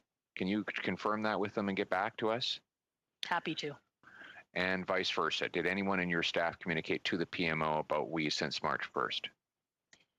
There would have been a discussion about the social entrepreneurship program with relevant colleague departments, and it could have included the PMO, but on the social entrepreneurship program. Only. Okay, we are going to have to only. Okay, we're going to have to end it there. And last round up here, Mr. Fragiskatis, 5 minutes, and then we'll have to go to the next witness, Mr. Fragiskatis. Thank you, Chair. Thank you, Minister, for being here. I want to raise a question that I raised actually with Minister Qualtrough. It's an important issue, and that's why I'm repeating it. There is a myth, a mistake, a falsehood, call it what you will, that continues to be peddled by the opposition that has created a perception among the Canadian public, and that is that hundreds of millions of dollars were going to be pocketed by we from the federal government for the purposes of administering and building the Canada Student Service Grant. On July 28th, Craig Kielburger testified to the Finance Committee and said the following in his opening statement. As per the contribution agreement, We Charity would only be reimbursed its costs to build and administer the program. To be clear, there was no financial benefit for the charity. We Charity would not have received any financial gain from the CSSG program. And that's the end of the quote, Minister. Does that align with your understanding of all this, that it was a reimbursement and up to a maximum of $43.5 million from the federal government? Yes, that would be my understanding. And for context, I think this bears repeating. During COVID-19, it was really important that we ensured that young people were supported just as businesses were supported, Canadians are supported, farmers are supported, seniors are supported, vulnerable people are supported. It was very important that young people, and you and I have this in common, having worked with young people for many parts of our life, to ensure that they had the supports that they needed to weather through this very difficult period. And the Canada Student Service Grant was a component of the supports for students. And this component was important because it provided service opportunities for our young people. Thank you very much. There is money, of course, still on the table because the Canada Student Service Grant isn't going ahead. Do you have thoughts, Minister, on how youth can be supported? I know this doesn't necessarily fall directly under your portfolio, obviously, but I wonder the following. I have constituents, young people, their parents, and others asking questions about what else the government can do to assist young people. This money isn't going to be spent, it doesn't look like, anytime soon. Do you have a view on whether or not the government ought to hold it back because we don't know whether or not a second wave of COVID-19 could hit, and it could be prudent to hold that money back? We're talking about hundreds of millions of dollars here. Or is there other programs that could be introduced in various departments? In your department, for example, supporting youth entrepreneurship, for example. Is that a possibility? Working in concert with other ministers to ensure that youth programming is expanded, or that existing programs are supported? Any thoughts on that at all? Well, it is really important that during this period that the leaders of today, who are our young people, who are also our leaders of tomorrow, are supported and given all of the opportunities to weather through COVID-19 and to be successful. I would say that there is nothing that is off the table. Throughout this, our job was to, on the one hand, ensure that the health and safety of Canadians is absolutely the top priority, to flatten this curve and to fight the spread of COVID-19. And to that, I thank all Canadians for doing that. And at the same time, to ensure that our businesses, our young entrepreneurs, our women entrepreneurs, our Indigenous entrepreneurs, and those incredible young leaders and business leaders do get the support to be supported to weather through COVID-19 and then get on that road to recovery. So I think that there is still work ahead of us. We must continue this work. We mustn't stop it. Our young people in this country are some of the most innovative, some of the most creative, and certainly through my youth council, who I meet with on a regular basis, I heard the challenges that they were facing around their uncertainty, and therefore the supports that the government has put forward is intended to make sure that we, in this incredible young generation, gets every leg up during this time. Very quick last question and a short answer, Mr. Frakaskatis. I suppose, and this probably touches on matters that have been raised prior today, but can you point to programs that, not programs, excuse me, proposals that have been presented to you in an unsolicited way that in fact turned into public policy? Yes, indeed. I mean, the Business Council of Canada, which of course represents many of Canada's companies, private sector, came up with a training and education platform that was there to help businesses take steps to prevent the spread of COVID-19. They came up with the Post Promise. We collaborated with them, and this is it's the CCB, the Business Council of Canada. It also includes the CFIB that's a part of this, the Retail Council. We collaborated with the Certified Accountants of Canada through the Canada Business Resilience Service. This was a 7-day-a-week hotline to help businesses get the service and the support that they need to help them through this period. We have done that with them.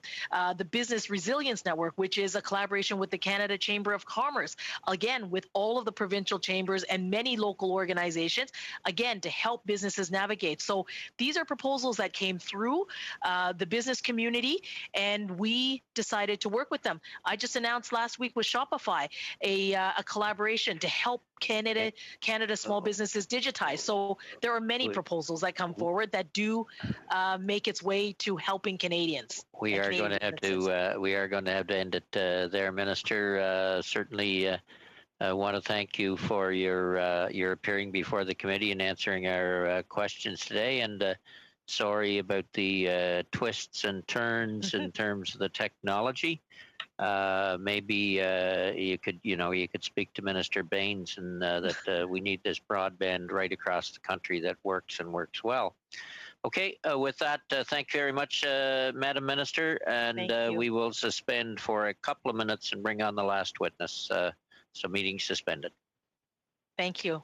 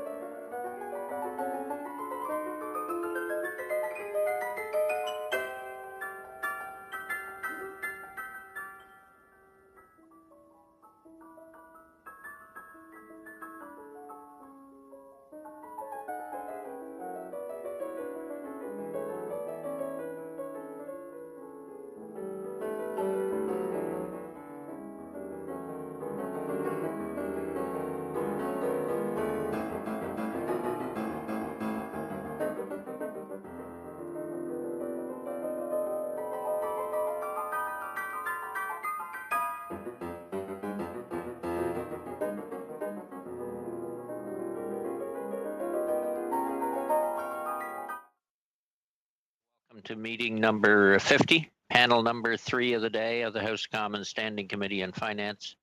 And we are meeting on government spending, We Charity, and the Canada Student Service Grant, of which is being carried on the House of Commons website.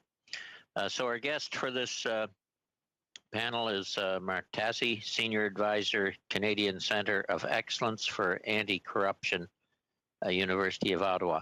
Welcome, Mr. Tassi.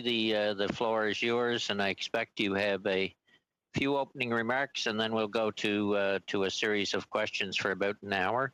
Just to give the MPs a heads up, the lineup of questions starting off will be Mr. Morantz, Mr. Fragascatis, Mr. Fortin, and Mr. Julian. Mr. Tassi, floor is yours, and welcome and thank you for coming. Merci beaucoup. Monsieur le Président, Mesdames et Messieurs les députés. Thank you very much, Mr. Chairman and members of the committee. I'd like to thank you for inviting me to speak at this hearing on the study. I am specialized in forensic accounting. Over the course of my career, I've investigated various cases related to allegations of corruption, fraud, financial misconduct, and conflicts of interest. I also teach at the University of Ottawa's Faculty of Law and in the Executive MBA program at the Telfer School of Management in the areas of corporate ethics and corruption. In times of global crisis, the worst and best human behaviors are noticeable. As a result of the declaration of a state of health emergency, the abolition of certain internal control procedures for awarding contracts makes the federal government vulnerable to corruption, embezzlement, undue influence, and fraud. With the introduction of tens of billions of dollars in new federal aid programs, which is billions of dollars, oversight and accountability are becoming unavoidable paradigms. Thus, alternative measures must be put in place to compensate for the revocation of certain internal compliance controls. While rapid action is needed in times of crisis, maintaining an adequate level of due diligence at the supply chain level is essential to prevent corruption, fraud, and other unethical practices. The reputation of the government and the credibility of the programs depend on it. It's important that the flow of money and the contracts associated with it be very transparent. This means making information accessible to the general public. It is also important to always document the considerations that led to a single source contract with a company or an organization.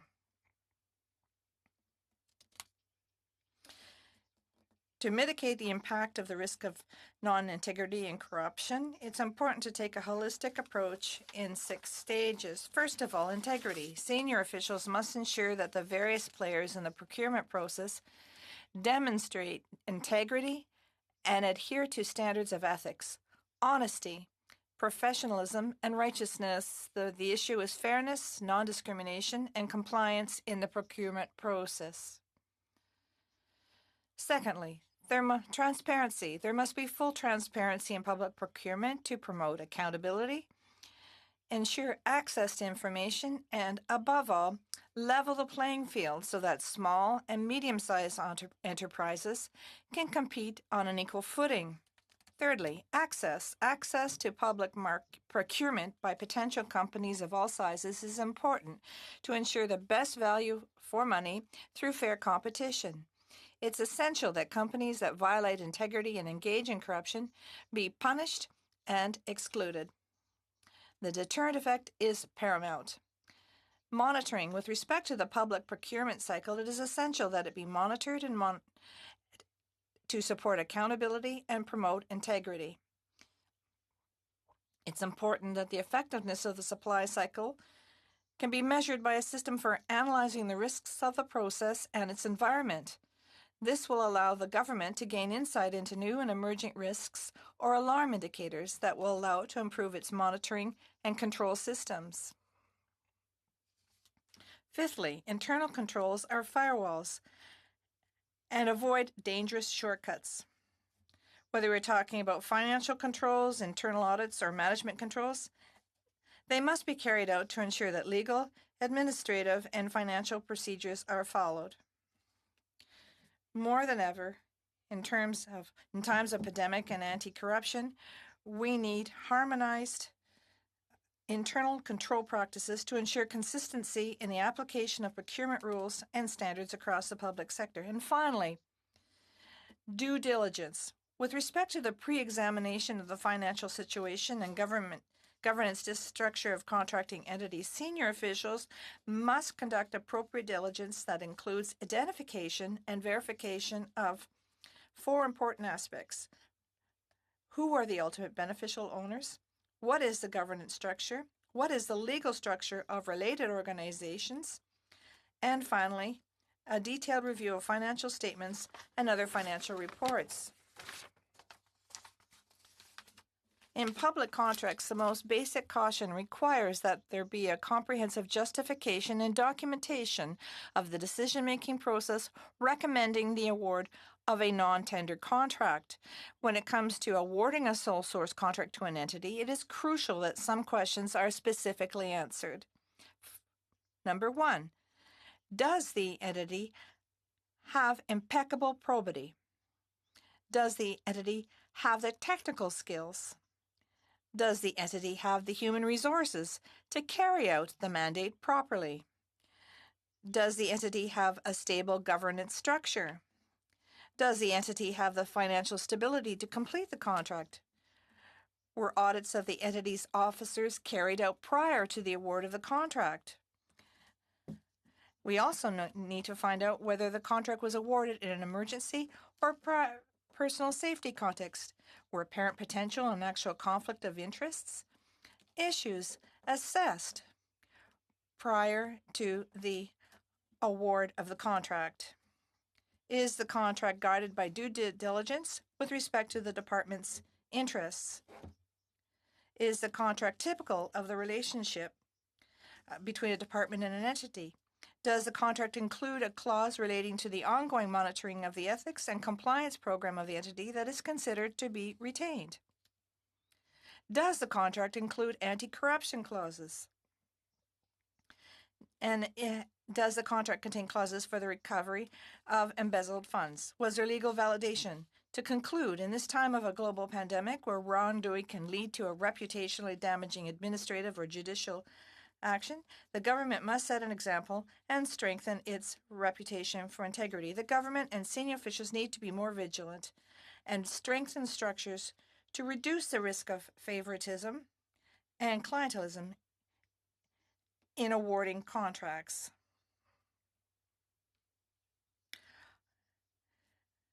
Although emergency exemptions may be permitted to award sole source contracts, they must be necessary and non-selective, as they provide possible bypass routes for deviant actors. To conclude, Canada has an efficient rules-based procurement system. Therefore, the government and senior officials just have to use it properly and follow the rules. Thank you very much. We'll go to first a 6-minute round, and then we'll have a couple of 5-minute rounds. So, Mr. Morantz, you're up first, followed by Mr. Fragaskatis. Mr. Morantz. Thank you, Mr. Chair, and thank you, Professor Tasse, for being here today. I found your opening statement just bang on. I think you've covered all of the right points, and I wish I had more time so I could go through them all with you. But I wanted to start with conflict of interest. You talked about how essentially because of the pandemic, the procurement rules that would normally apply did not apply. Because for reasons of speed, the government felt it was necessary to get these programs out the door. Wouldn't that be all the more reason for politicians in a position of authority having a fiduciary duty to make sure that they were not in conflict with the Conflict of Interest Act? So, for example, we have the Prime Minister recognized that there were potential conflicts in his testimony, but chose not to recuse himself from discussion, decision, debate, or even a vote in cabinet. And the Finance Minister, we also know, has had similar problems and later came out and apologized. What do you make of the fact that they did not recuse themselves in this case? You're muted, Mr. Tasse. Your mute is on. Mr. Tasse, there you go. Parfait, désolé. Sorry about that. It's difficult to give an opinion because we don't know what information was shared exactly. I think that this needs to be a question that's answered by the Commissioner of Ethics, but it's clear that we always have to be transparent and come forward when there's any possibility of a potential conflict of interest, whether it be perceived or real. Yes, this has to be disclosed. It's important to find out what information was shared. You mentioned the word perceived. Professor Arthur Schaefer from the University of Manitoba Law School, who's a professor in ethics, wrote a piece in the Globe and Mail recently. And there's a very, I think, on-point paragraph in his article. I'm just going to read it to you. It says, conflict of interest does not require that bias actually occur, only that there is reason to fear that bias may be present. The risk of bias, not the exercise of bias. The risk of bias, not the exercise of bias, is what makes both our imaginary scenario and the We Charity in Broglio real conflicts of interest. So essentially, I think what he's saying is that it's even the perception of a conflict of interest should have been enough for both the Prime Minister and the Finance Minister to recuse themselves in all manner required under the Conflict of Interest Act. Would you agree with Professor Schaefer's assessment?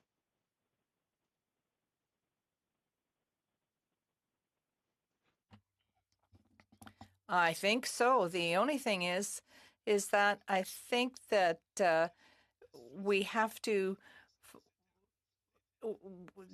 There was an apparent conflict of interest. They should have obtained an opinion. Perhaps the Commissioner of Ethics or Conflict of Interest should have intervened. Yes,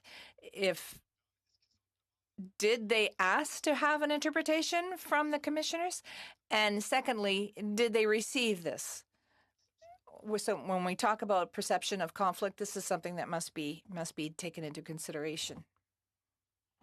Also, I noted in your bio that you have some history or experience dealing with nonprofit organizations.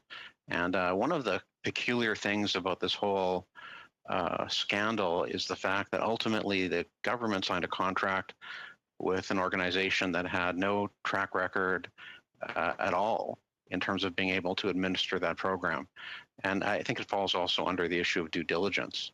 What do you make of that this contract got signed with a We Charity Foundation?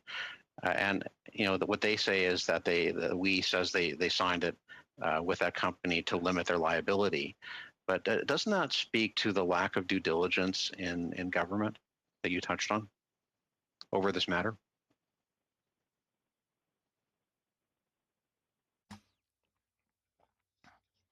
What I think is what's important when you talk about due diligence, senior officials have to obtain this information. So they should ask questions about whether or not the organization can in fact deliver the program. And they should look into the financial structure of the organization. And on top of all that, it's important to find out what were the recommendations. What was documented? When we talk about due diligence, you have to ask questions. And based on that, you document to determine whether or not the organization is apt to do that. So the senior officials have to be able to support or justify their recommendations. We've had a number of, sure, Marty. The cabinet ministers that we had on earlier today claimed that when they were in deciding this during cabinet committee, for example, they weren't made aware of the fact that it was going to be We Charity Foundation. They weren't aware of the problems with We's financial statements and breaches of bank covenants and those kinds of things. What is missing in this process where the public service either knew or didn't know, but if they knew, didn't bring these huge red flags to the attention of the decision makers?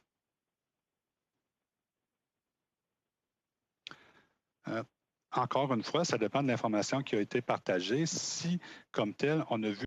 Once again, it depends the information that was shared.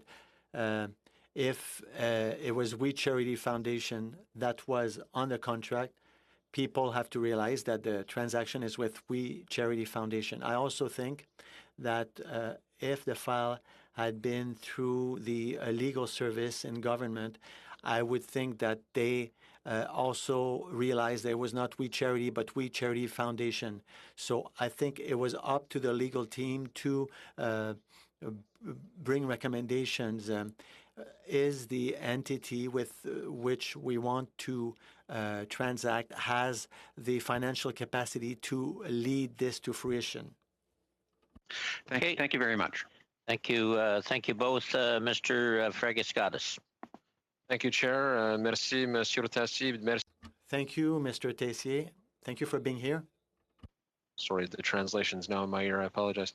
I'm wondering about advice that you would be willing to provide to the committee about the best kind of due diligence that can happen during a particular context, and that context is emergency decision making. I think it's fair to say that COVID-19 is precisely that sort of context, and any thoughts that you might have on that would be appreciated.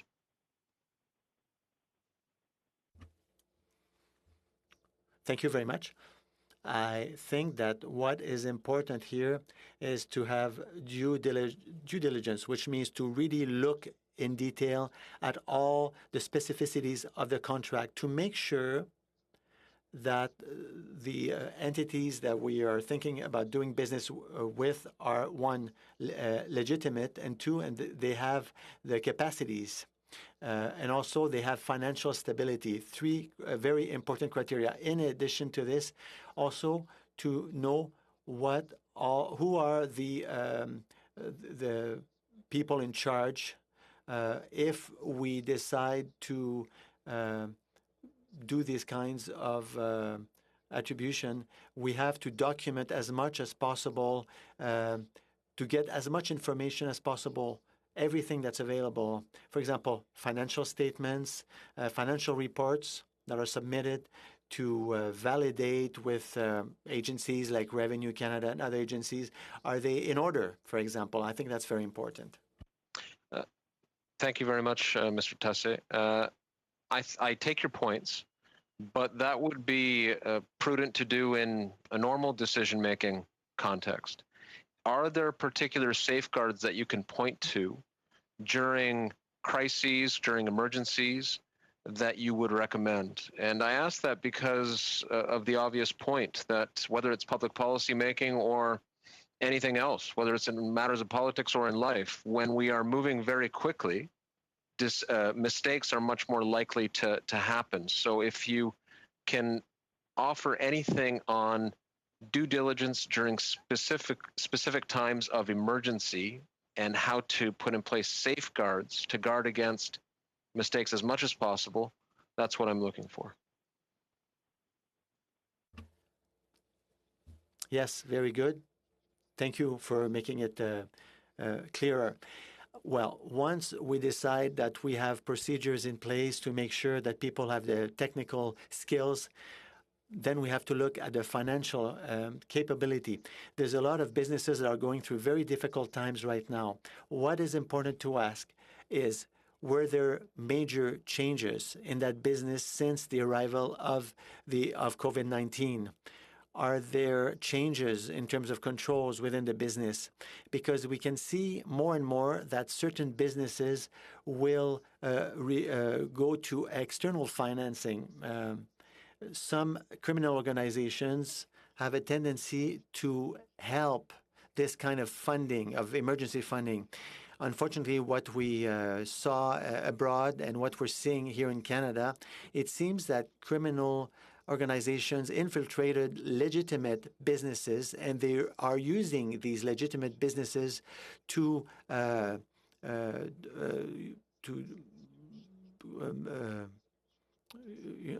we have to see, like, has there been a change of shareholders? Maybe you're dealing with a provider that you've been dealing with for a long time, but it's very important to ask the question directly. Have you or not sold shares? Has there been a major change in the shareholders? Thank you very much, Mr. Chair. I have about 1.5 minutes remaining, and I'd like to split my time, with Ms. Darowitz, if I could. Okay, Ms. Darowitz, you're on. Thank you so much. I just want to say a huge thanks to Mr. Tessier. Thanks so much for being here with us. Your expertise is very impressive. I will say to you, the comments that you've made, I think are very important. But I think to what Mr. Fragiskatis had mentioned, we were making fast and furious decisions during a pandemic. I will say to you that, so when you were talking about sole source contract, and the reason I'm trying to clarify a few things is any general public who's listening right now could be confused just because there's so many details. And so I want to make sure that we're clear. The public service deliberately decided not to go the sole source contract route because we didn't have time to do so. They were trying to implement a program, a volunteer service program, in a very short period of time. So they decided to do a contribution agreement with which, according to Mr. Shugat, who is the clerk of the Privy Council, he indicated that the contribution agreement in this case was typical of relationships between government departments and an entity guided by the principles of audited due diligence with respect to interests of the Crown. And he said the contribution agreement would bear scrutiny as typical of the mechanisms that would have been approved typically of Treasury Board and have been used by government for a very long time. And we've heard through many hours of testimony that there was actually a lot of checkpoints and measurements before we actually paid into this contribution agreement. So we deliberately did it, not because we wanted to award a particular company, but it was because of the situation that was at hand. So my question to you is, do you have any experience with the Government of Canada contribution agreement? Have you actually studied them? And do you have any comments on that?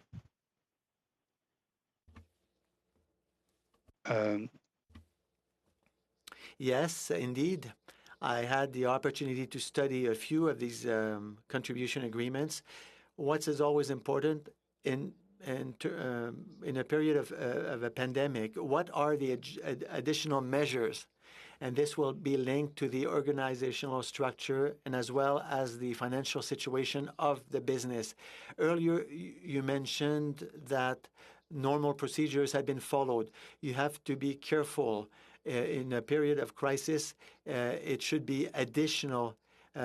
You have in English enhanced due diligence. That's the term that you use. So you need this enhanced due diligence to make sure that the inherent risks, these inherent risks are linked to the business. In a period of crisis, these inherent risks become the financial capacity and the structure are the main ones. So I would say to you, in the contract, you have to put the emphasis on, if it's a very quick contract, is the business able financially to execute the contract? Does it have the necessary organizational structure? And is the government protected in this deal? Okay, thank you both. We'll go on to Mr. Fortin, 6 minutes. Mr. Fortin. Merci, Monsieur. Thank you, Mr. Speaker. Mr. Tassé, I wanted to thank you for being with us today. I heard your testimony regarding the importance of due diligence, which must be enhanced during a pandemic when we're going faster. In a case as the one we're discussing, there were no public tenders.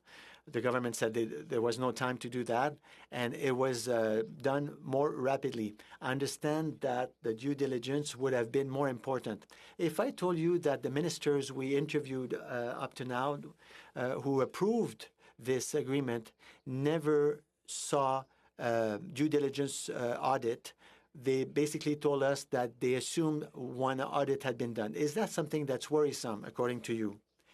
It's a surprising fact to me. Were there other communications that would have had the same effect? But indeed, this information would have been necessary to make an informed decision. Now, if I told you that at least one of these ministers, one of them is telling us that the contract, first of all, the contract we're talking about was signed by the federal government on the one hand, but on the other hand, by something called We Charity Foundation. The ministers are telling us that they were dealing with We Charity.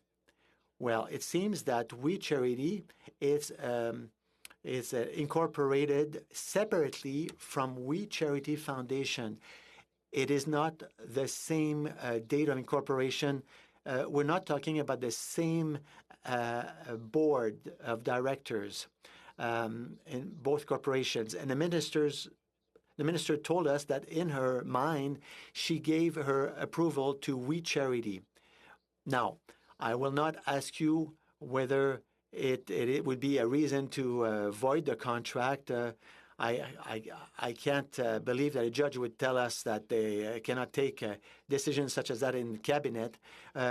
Is it negligence? Could we say it's negligence or a gross negligence?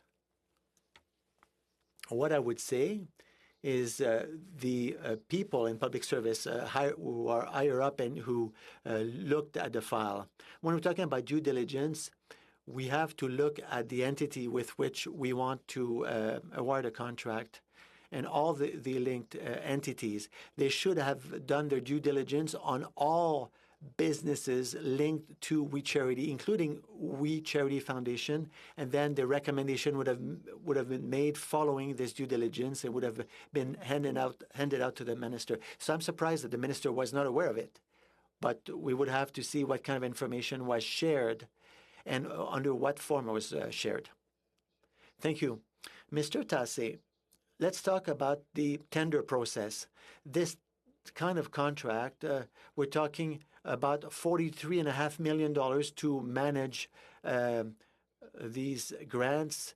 We're talking 912 million. It went to 500 million, but anyway, we don't know, but it's probably above 500 million, and 43.5 million was paid for that, which seems to me like it's an important contract. Based on your experience, this kind of contract should be subject to tenders, or if not, how was it badly handled? Answer. Once again, it depends on the urgency of what happened. If there was only a sole contractor who could meet the requirements, yes.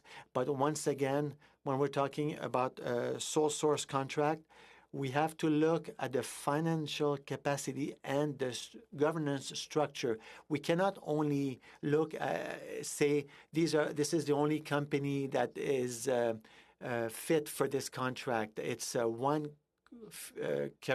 tray amongst other ones. So the financial capacity is crucial in this case. Okay, I see.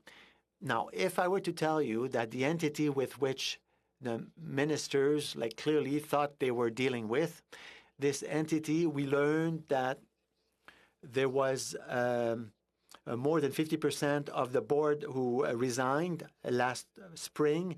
We learned that there was a $10 million deficit on the financial statements, or a debt of about $10 million on last year's financial statements. And we also learned that there had been transfers to an entity linked that has the same name. So We Charity was transferring to We2We. It seems to be a network, but We2We is not a nonprofit. So We Charity would have transferred about $10 million to We2We, more or less, funds for purchases, which we're not very clear about. Don't you think all of this should have sent a red flag, or should have been part of a due diligence audit, and should have alerted the signatories and telling them, careful, we don't have what we think we're getting? C'est certain que là, on parle de diligence raisonnable. That'll be the last question, Mr. Fortin. Dernière. On parle ici de diligence raisonnable. Yes, absolutely. We talk about due diligence without talking about enhanced due diligence. That there were a lot of flags, a lot of signals, and all of that should have been documented. You can't just say, no, I'm sorry, we're in too much of a hurry. All of that has to be documented. The number of additional guarantees, backstops, yes, a lot of work that had to be done and should have been shared. Thank you, Mr. Tassé. Both Mr. Julian followed by Mr. Cooper. Peter? Merci beaucoup, Monsieur le Président. Thank you very much, Chair, and thank you, Mr. Tassé, for being here with us today. It's very important, and we do hope that you and your family stay healthy and well during the pandemic. You set out the principles with respect to integrity, transparency, surveillance, monitoring, and control. All of that you explained. very clearly. These were all indicators as to what constitutes healthy administration. Here is my question. For you, the role of lobbyists, whether or not we're speaking about Canada or another country, is it important in an organization where someone meets representing the organization with a minister that that person should be a registered lobbyist? So we have a very clear idea of the relationship. Yes, I think, yes. If you are there to solicit contracts, it's not just that it should be good, it is a requirement. You have to be registered as a lobbyist because that's the purpose of the meeting. Thank you very much. That is one of the elements that's come out over the past few days. When you were speaking, you all mentioned all these questions that surround the issue of transparency. Is it important when it's a government that offers a contract or contracts, and whether or not they're for-profit or non-profit organizations, that in actual fact, all organizations or not-for-profits can apply for a program of this nature? Yes, indeed. Transparency is one of the basic rules. You have to document yourself, obtain information, and then share that. That means transparency. You can't just hold on to information that would be favorable to you. You have to share all the information. That's transparency. But also, people who manage other organizations, not-for-profits, would be able to apply or submit something. It's not just a few people who would be aware of the existence of something. Yes, it's always better, of course. That's why you have an open call for tenders. You want to invite everybody in terms of accessibility, so it's accessible to the majority of the businesses that have the necessary qualifications. Now, thank you. Now, you have a very broad experience with respect to administrations here in North America, but also worldwide. One of the elements that I understand in looking at what you have done is that you have to respect standards. The program that we are investigating is a program that involved a variety of standards, the Minimum Salary Act, and also the Labor Code and the code that exists for teachers, the ethics code for teachers. So how can a government act to be sure that it respects all the standards, be they provincial or ethical ones of any nature, for all the people who might be implicated in the program? How can you bring together something that would not violate any standard or legislation? You put up an integrity program. That is a program that deals with compliance. That is to say, a program that is compliant with all the rules, with the procedures, nationally or internationally. And then after that, you assess the various risks and you put procedures in place to ensure that you can monitor any type of difficulty. You put in checkpoints, but it can be different. But if these are not respected, you have to document where there was a shortfall in terms of respecting standards and laws, because that's always this issue of risk. Yes, and I think that's where we really have a problem, and that is why we're looking so very closely at this problem. It seems there was no risk assessment, no any type of audit, no checkpoints, no oversight. You have to put all these parts of the process in place. for oversight and audit. You mentioned in your excellent presentation that if we don't follow, or if you don't follow that process, that leads to a dangerous shortcut. What dangerous shortcuts would you think would be involved in this? Was it did the government take dangerous shortcuts with respect to the WE program? Well, it's very difficult for me to answer that. I don't know if there were shortcuts that were taken. I only am aware of what was shared in the media, but I'm only aware of the documentation that exists to support the decision that's in the media. So I can't really answer your question. I'm sorry. Thank you, Chair. My last question is this. When you look at the administration of a contract, is it important to evaluate the organization overall, to look and see if it had any financial problems, as we know today? And now we know, too, that the board of directors was fired.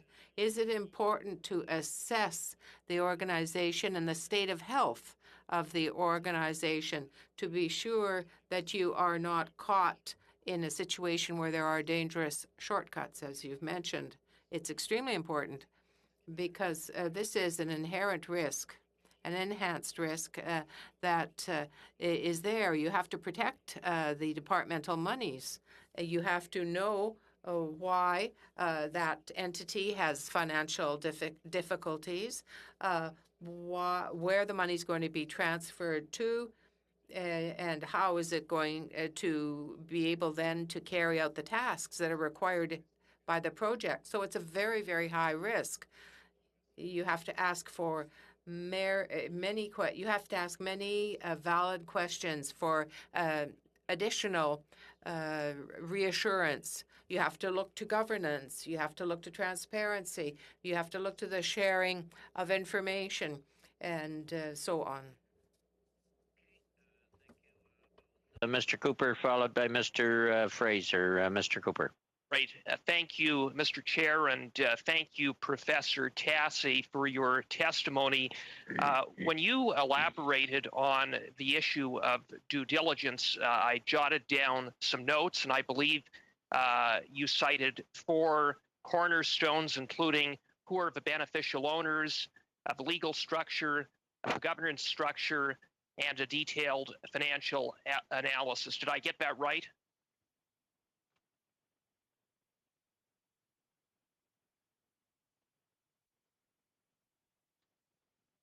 Oui, les 4, c'était qui sont les propriétaires véritables.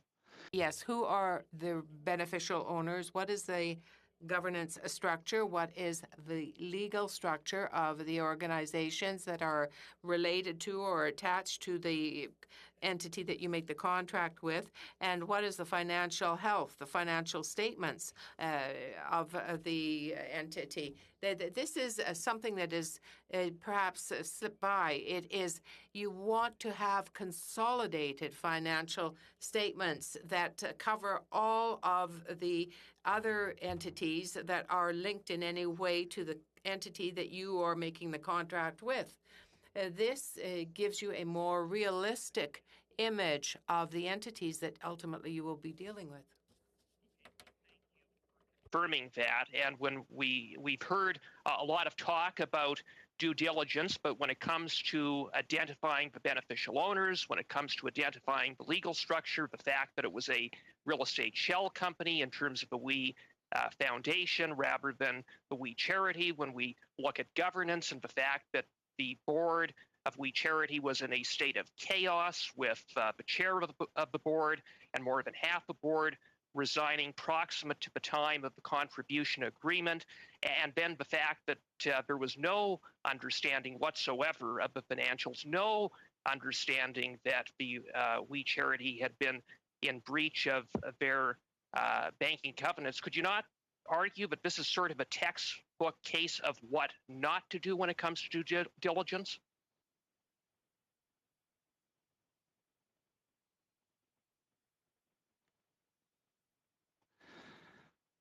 Encore une fois, once again, I really can't answer the question because I have not seen all the information that has been gathered, the information that has been shared, as well as the conclusions to which the conclusions that they reached.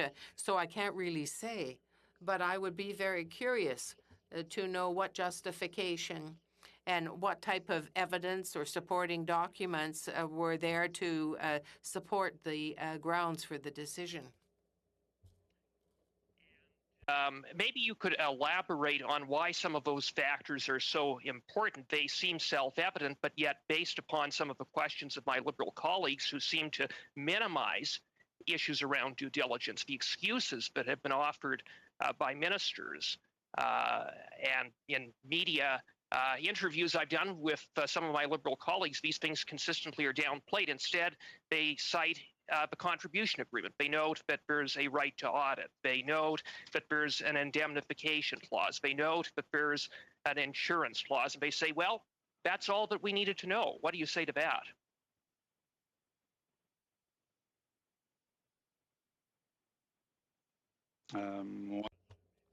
I maintain that the four elements that I mentioned are part of the essential elements for due diligence. They are particularly important because in a time of crisis, of financial difficulty, there can be a change of ownership.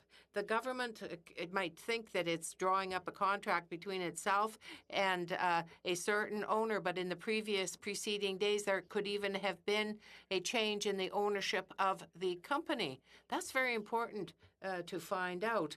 Was the company subject to external factors that the government wasn't aware of? That's why you need third-party vetting. That is why it's important to have all the linkages that exist. What companies are attached to the entity that you draw up your contract with? Mr. Cooper. Well, I would just submit to Professor your testimony has been very helpful, and you correctly noted, but you just can't hurry a contribution agreement, but I guess you can if it's a matter of rewarding your friends. Thank you, Mr. Chair. I don't think there's an answer to that unless Mr. Tassi wants to go. Mr. Fraser. Thank you, Mr. Chair. I want to start with the issue of the various entities that were involved in the contribution agreement, and specifically touch on the issue that Mr. Fortin had put forward and made the suggestion, I believe, that he said that there was gross negligence at play. For what it's worth, I've published on the issue of gross negligence in the sort of atmosphere of the Alberta energy sector, and this ain't it. The issue that I want to flag with you and get your thoughts on are really the role of the We Charity Foundation. The testimony that we heard on the public record before this committee was the reason that the structure of the agreement was as it was involving the foundation was specifically because the civil service asked We Charity to bear the liability for the administration of the Canada Student Service Grant. We Charity responded by saying we're not willing to take that risk entirely on ourselves unless we can set up a foundation through which the contract would be delivered. Specifically to avoid liability. You can imagine a student gets injured or something during one of these placements, who are they going to be trying to recoup their losses from? After they made that proposal in response to the civil service accepted it and then made the recommendation to the cabinet that the contract ought to proceed in that manner with full knowledge of the structure that had been agreed to by the parties. Given the nature of the conversations and deliberations that would have taken place and the advice of the civil service with full information, would you have a problem with that kind of a structure or arrangement to deliver a program such as the Canada Student Service Grant?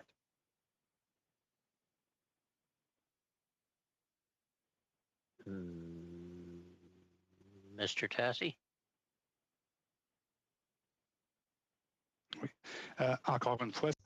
Once again, it's difficult to give an opinion because I don't have access to that information, except that if I had one question to ask, it would be if we were not in a pandemic, what processes would have been followed and what controls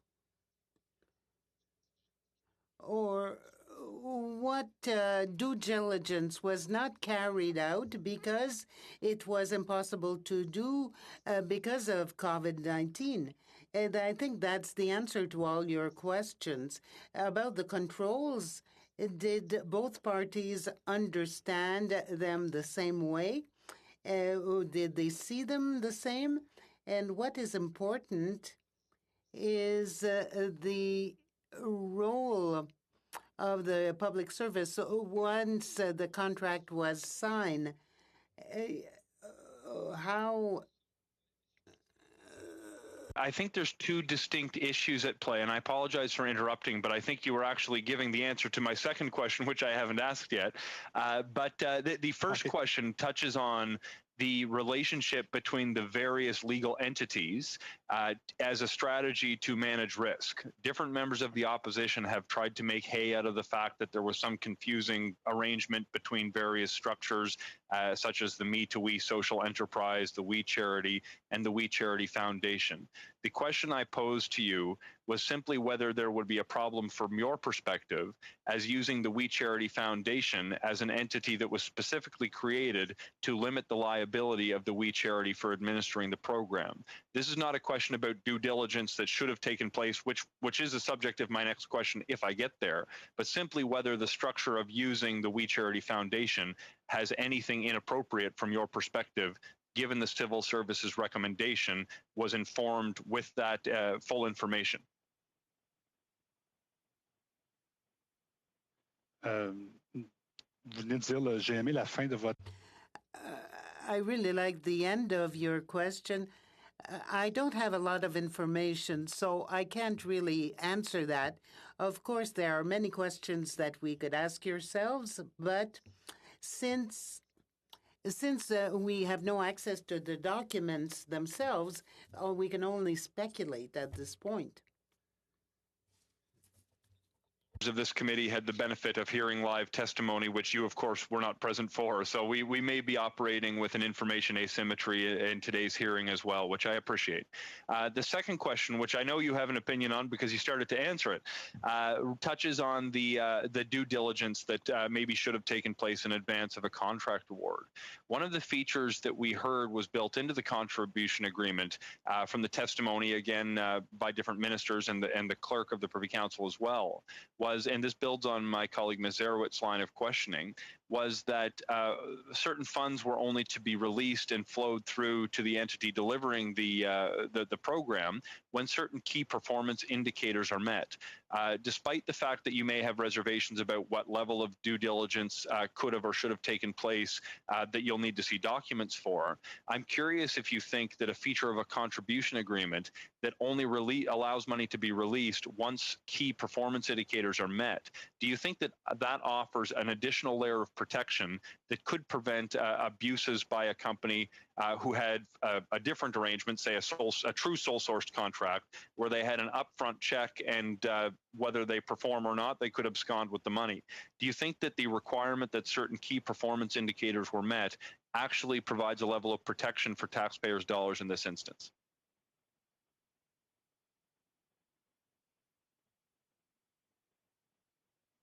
Encore une fois, difficile à émettre une opinion claire et précise là-dessus. Je pense l'important. Once again, it's hard to respond to this question.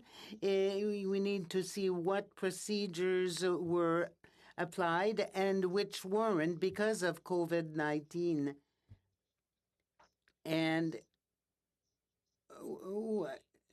we... To wrap it there. Point of order, Mr. Chair.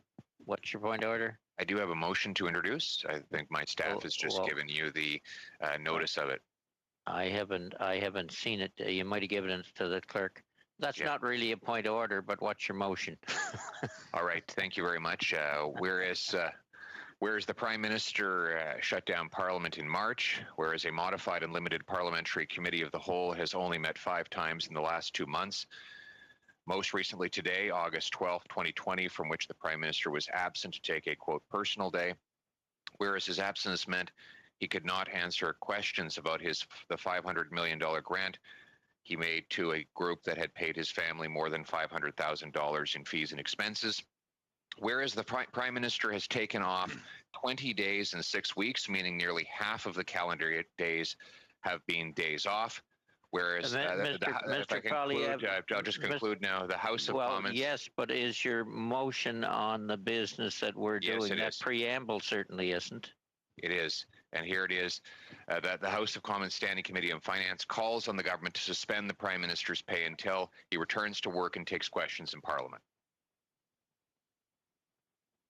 I really don't think that that motion is order. I'll have to defer to the clerk, but I don't think it relates to. It does not relate to the business of this committee, so I'm ruling it out of order. Well, Mr. Chair, if I may, it does relate to the business of this committee because whereas referring to the $500 million grant to WE is a COVID grant that was authorized under COVID spending, for which this committee has been given the exclusive authority. Furthermore, pay for members of the government is a financial matter, and this is the Finance Committee, so it is very much in order. Mr. Poilievre, I'm not going to argue with you. It may be a motion that could be put in Parliament, but as to the businesses of this committee, that motion, I am ruling it out of order. Are we ready to adjourn? Meeting adjourned.